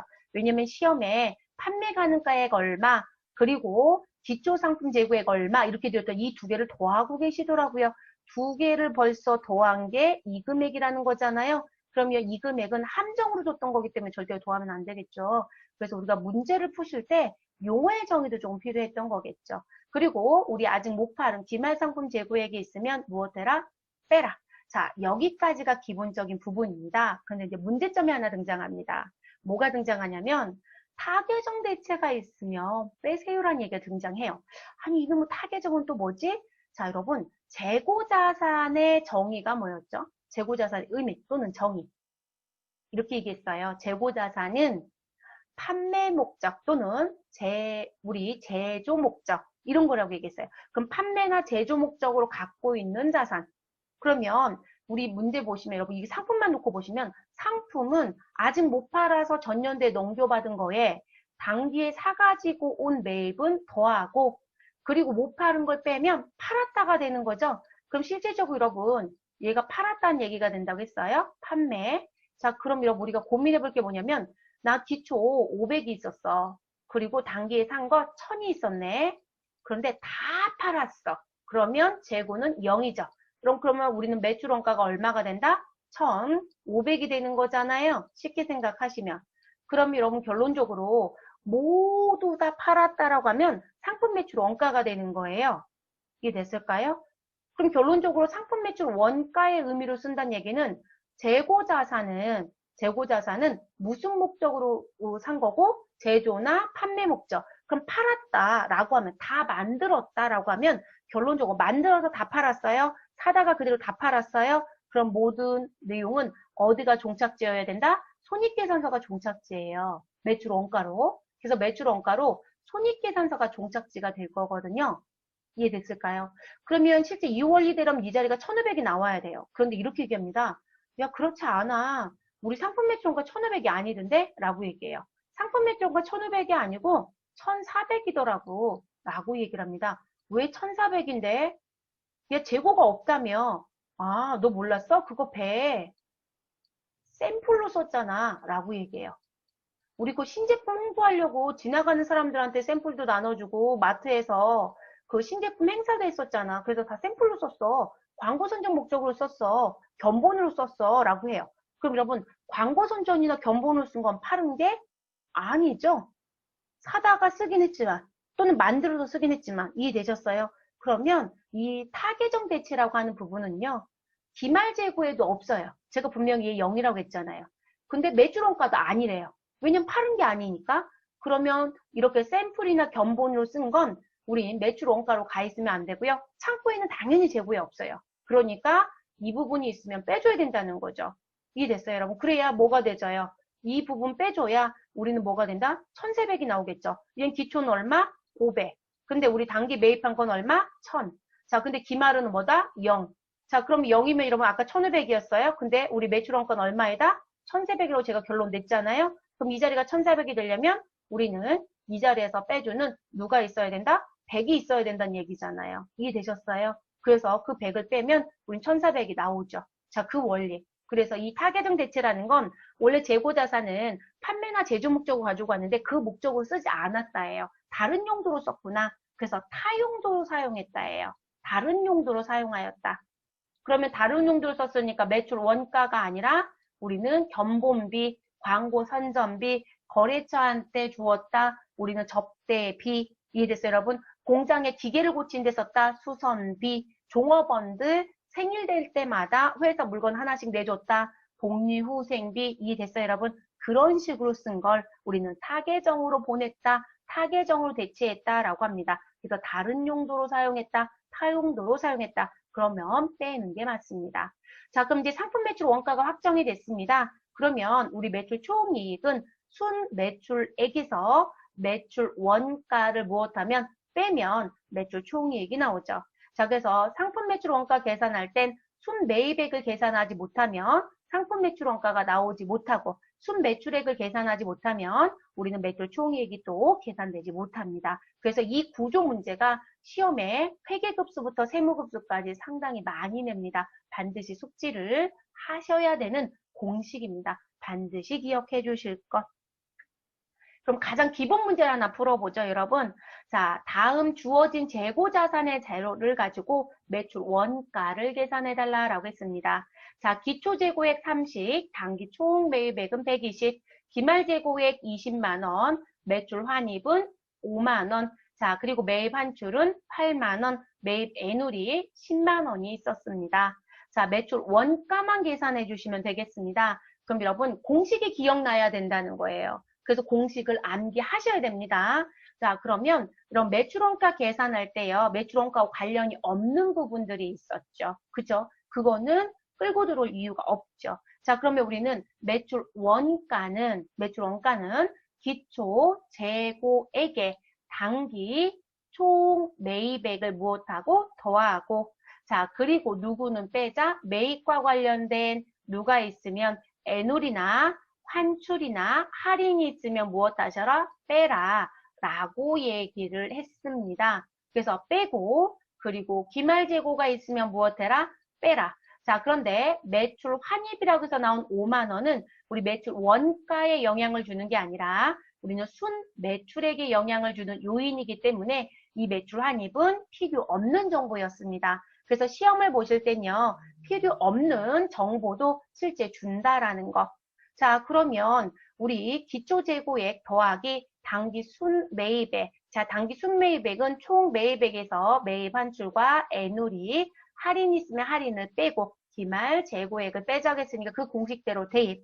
자, 30만 원 더하기 우리 120만 원 마이너스 8만 원과 10만 원을 빼주시면 되고요. 그리고 마이너스 20만 원 기말 재고액 해주시면 되겠습니다. 그럼 매출 원가는 얼마가 나온다?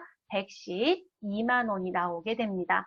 이거는 실제 공식만 기억한다라면 얼마든지 계산하실 수 있는 부분이죠. 그래서 사지선다의 택일 문제로 자주 출제가 되어집니다. 자, 그 다음, 우린 아까 이제 이런 말씀 드렸어요. 여러분, 앞에서부터 이제 말씀을 드렸지만, 우리가, 총액으로 가야 합니다라는 표현을 해드렸어요. 근데 그 이유가 뭐냐면, 우리가 초창기에는 제가 이렇게 말씀을 드렸을 거예요. 우리가 매출원가 계산에 대한 공식을 지금부터 할 수는 없으니까 여러분, 우리는 매출액에서요, 매출원가를 빼서 매출 총이익이 나왔다라는 걸로 수익 처리하고 끝내시죠 라면서 우리가 회계 순환과정 얘기했을 때 그렇게 정리한 적이 있어요. 근데 그렇게 정리하는 방식도 쓰지만 실제 우린 실무적으로 다 쓰지 않고 그 방식을 원하지도 않는다. 이유는 그렇게 하는 순회법을 쓰면 너무 많은 일이 생긴다. 결론적으로는 물건을 팔 때마다 매출 원가를 계산하지 않는다라면 실제 순회법을 쓰는 게 사실 어려워요. 그래서 우리 현실은 순회법이 아니라 총회법을 쓸 수밖에 없더라는 거죠. 그래서 힘든 업무다라는 얘기는 그 얘기입니다. 그래서 우리가 지금 현재 현실에서 쓰는 프로그램들은 대부분 전기에서 2월 받아온 기초 재고액에 당기에 매입한 걸 무엇하고요? 가산하고요. 그리고 결산 시점에 가서 기말 재고가 얼마인지를 확정하라고 합니다. 그건 회사마다 다를 수 있기 때문에 제가 무조건 어떻게 가세요 이런 얘기 안 합니다. 그건 따로 배우셔야 되고요. 자, 기말 재고액을 결정을 하자. 그러면 우리 앞에서 벌써 공식했죠, 여러분. 기초 재고액에 당기 매입액을 더하고 기말 재고액은 무엇하자? 빼자. 그러면 우린 누가 나온다? 매출 원가가 나온다. 이 공식 얘기 끝낸 거죠, 여러분. 그럼 우리는 결산 시점에 재고를 확정해서 원가를 계산한다. 그러면 기말 재고 금액이 얼마가 있다라는 것만 확정이 되면 나머지는 다 뭐가 된다? 판매한 게 되겠죠. 그래서 차변의 상품 매출 원가, 대변의 상품을 창고에서 없애는 행위랍니다. 만약에 이게 제조회사이면 제품 매출 원가, 그리고 여기는 제품이 들어올 겁니다. 자, 그런 식으로 들어갑니다. 그러면 한 번 더 점검할게요, 여러분. 우리가 일반적으로 회사에서 하는 업무는 일단 전년도의 기말은 당해 연도에 뭐가 된다? 기초가 된다. 그래서 전기의 기말 재고액에 2월을 받아옵니다. 당연히 2월이 되죠. 여러분 자산부채 자본은 반드시 장부를 마감해서 무엇한다? 2월 한다. 그래서 넘겨주는 걸 뭐라고 한다? 다음 연도로 넘기는 걸 차기 2월. 넘겨받은 걸 뭐라고 한다? 전기 2월. 자, 그러면 전년도에 차기로 마감한 걸 기말금액. 자, 넘겨받은 금액을 기초금액이라고 해요. 그래서 2월 받은 기초금액이 확정이 됩니다. 제가 여기다가 5,000원이라고 쓴 건 가정입니다. 그래서 5,000원을 넘겨받았다고 가정을 두고요. 자, 그리고 기중에 열심히 매입을 하겠죠. 매입을 끊임없이 할 겁니다. 여러분 필요에 의해서. 그래서 저는 1년 동안 매입한 걸 다 더해보니 5만 원의 매입이 있다라고 얘기를 해볼게요. 그러면 우리 매입할 때마다 차변에 상품 계속 분기했다는 얘기예요, 여러분. 그래서 상품으로 분기하고요.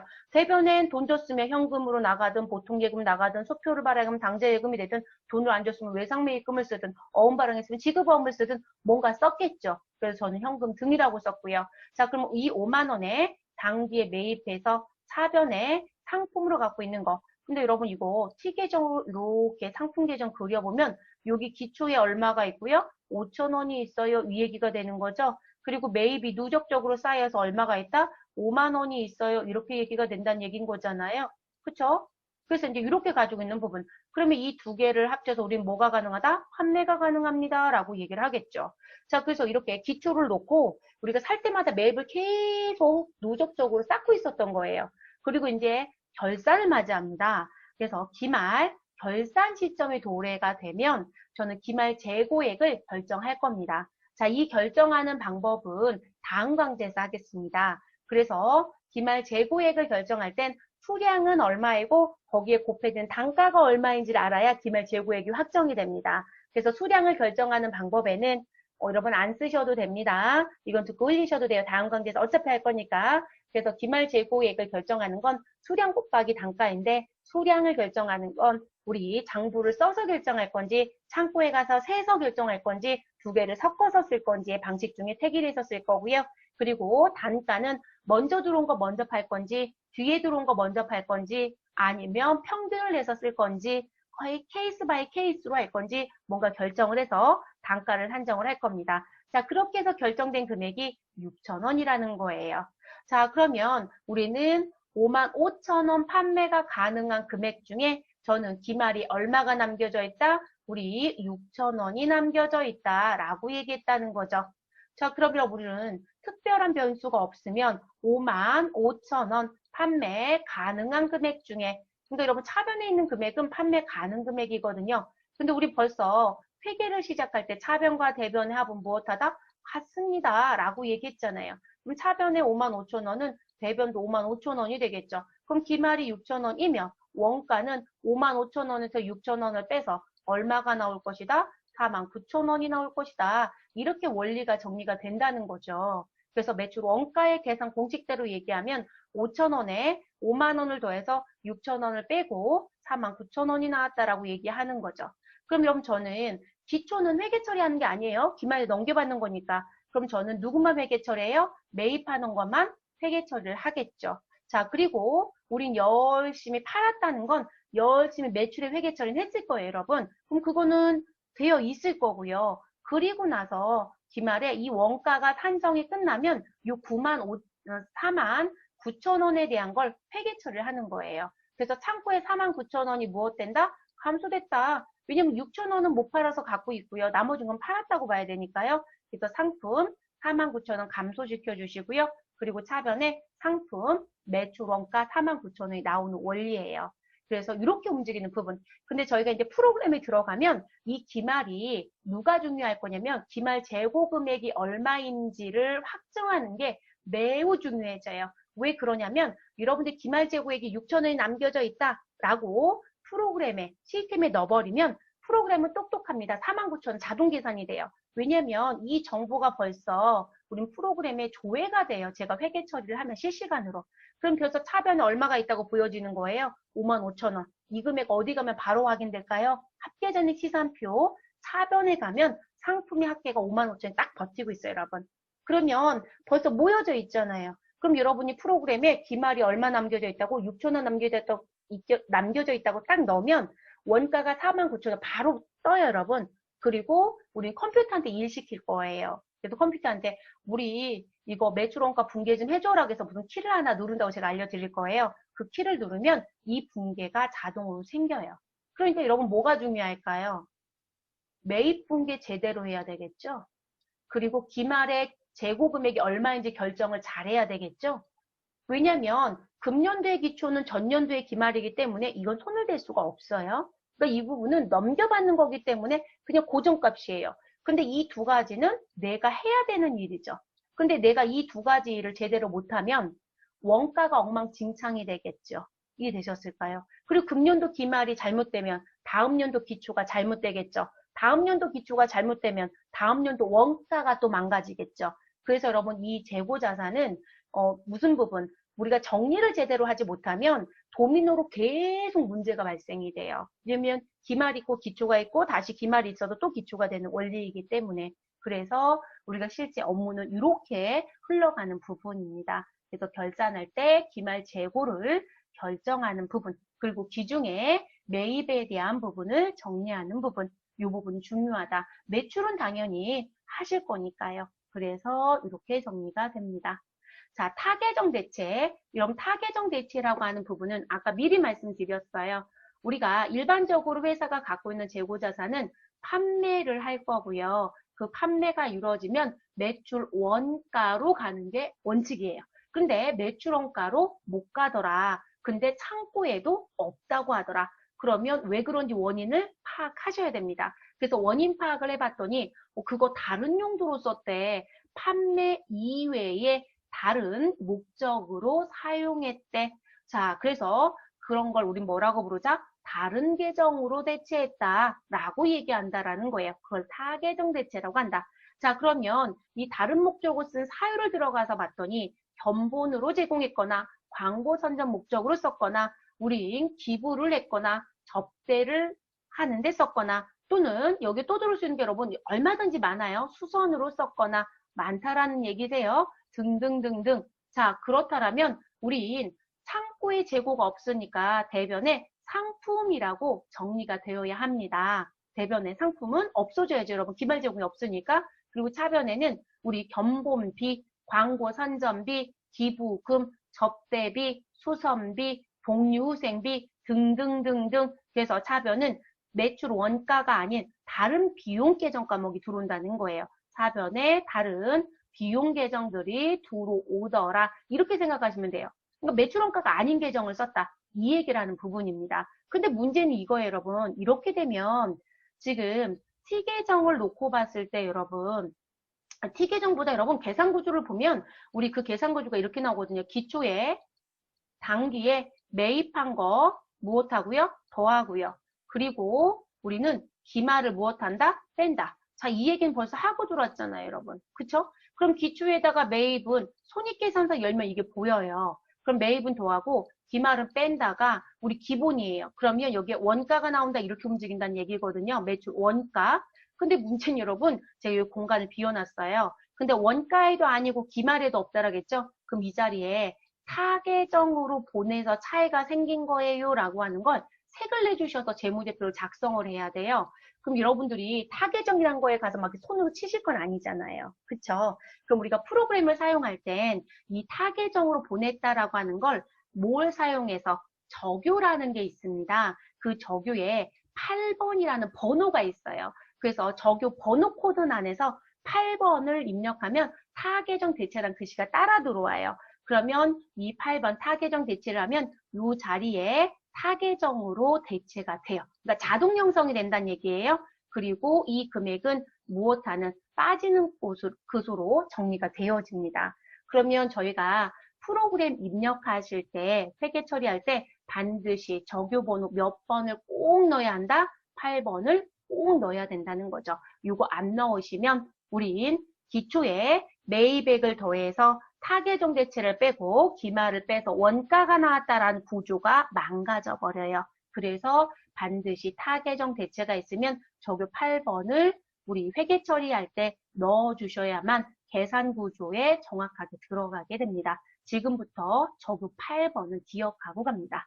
자, 그리고 이 타계정 대체는 아까도 말씀드렸지만 기말 재고에도 없고 매출 원가에도 가지 못하는 것. 그래서 판매비와 관리비 또는 영업의 비용으로 대체되는 부분이 대부분 타계정 대체입니다.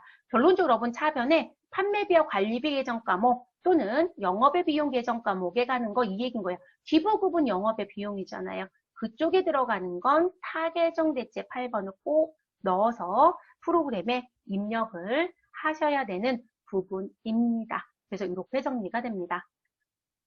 자, 이번 강좌까지가 지금 무슨 부분이냐면 재고자산에 대한 의의와 그리고 취득 원가 산정하는 거, 재고자산 포함하는 거, 그리고 재고자산 공식 계산하는 거 있었습니다. 매출 원가 산정하시고 순매입액, 순매출액 계산하는 부분, 그리고 마지막에 타계정 대체하는 부분 얘기까지 했었습니다. 그래서 이 부분들은요, 시험에서 어느 쪽을 한쪽에 편중돼서 나오진 않고요. 그냥 골고루 나온다라고 보셔야 될 것 같아요. 분계는 특별한 부분은 없어요. 취득원가 가산하는 부분만 정확하게 숙지하시고 타계정 대체되는 부분에 적요번호 꼭 넣어야 된다는 것만 숙지하시면 붕괴는 별로 어려운 거는 사실 없습니다. 그 두 가지만 제일 유의사항이고요.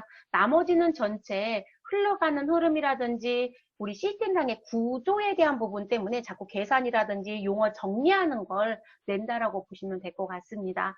저희 다음 강좌에서는 원가 흐름에 대한 부분에 기말 재고에 평가하는 부분 얘기를 할 거고요. 감모와 평가 손실을 진행해 보도록 하겠습니다.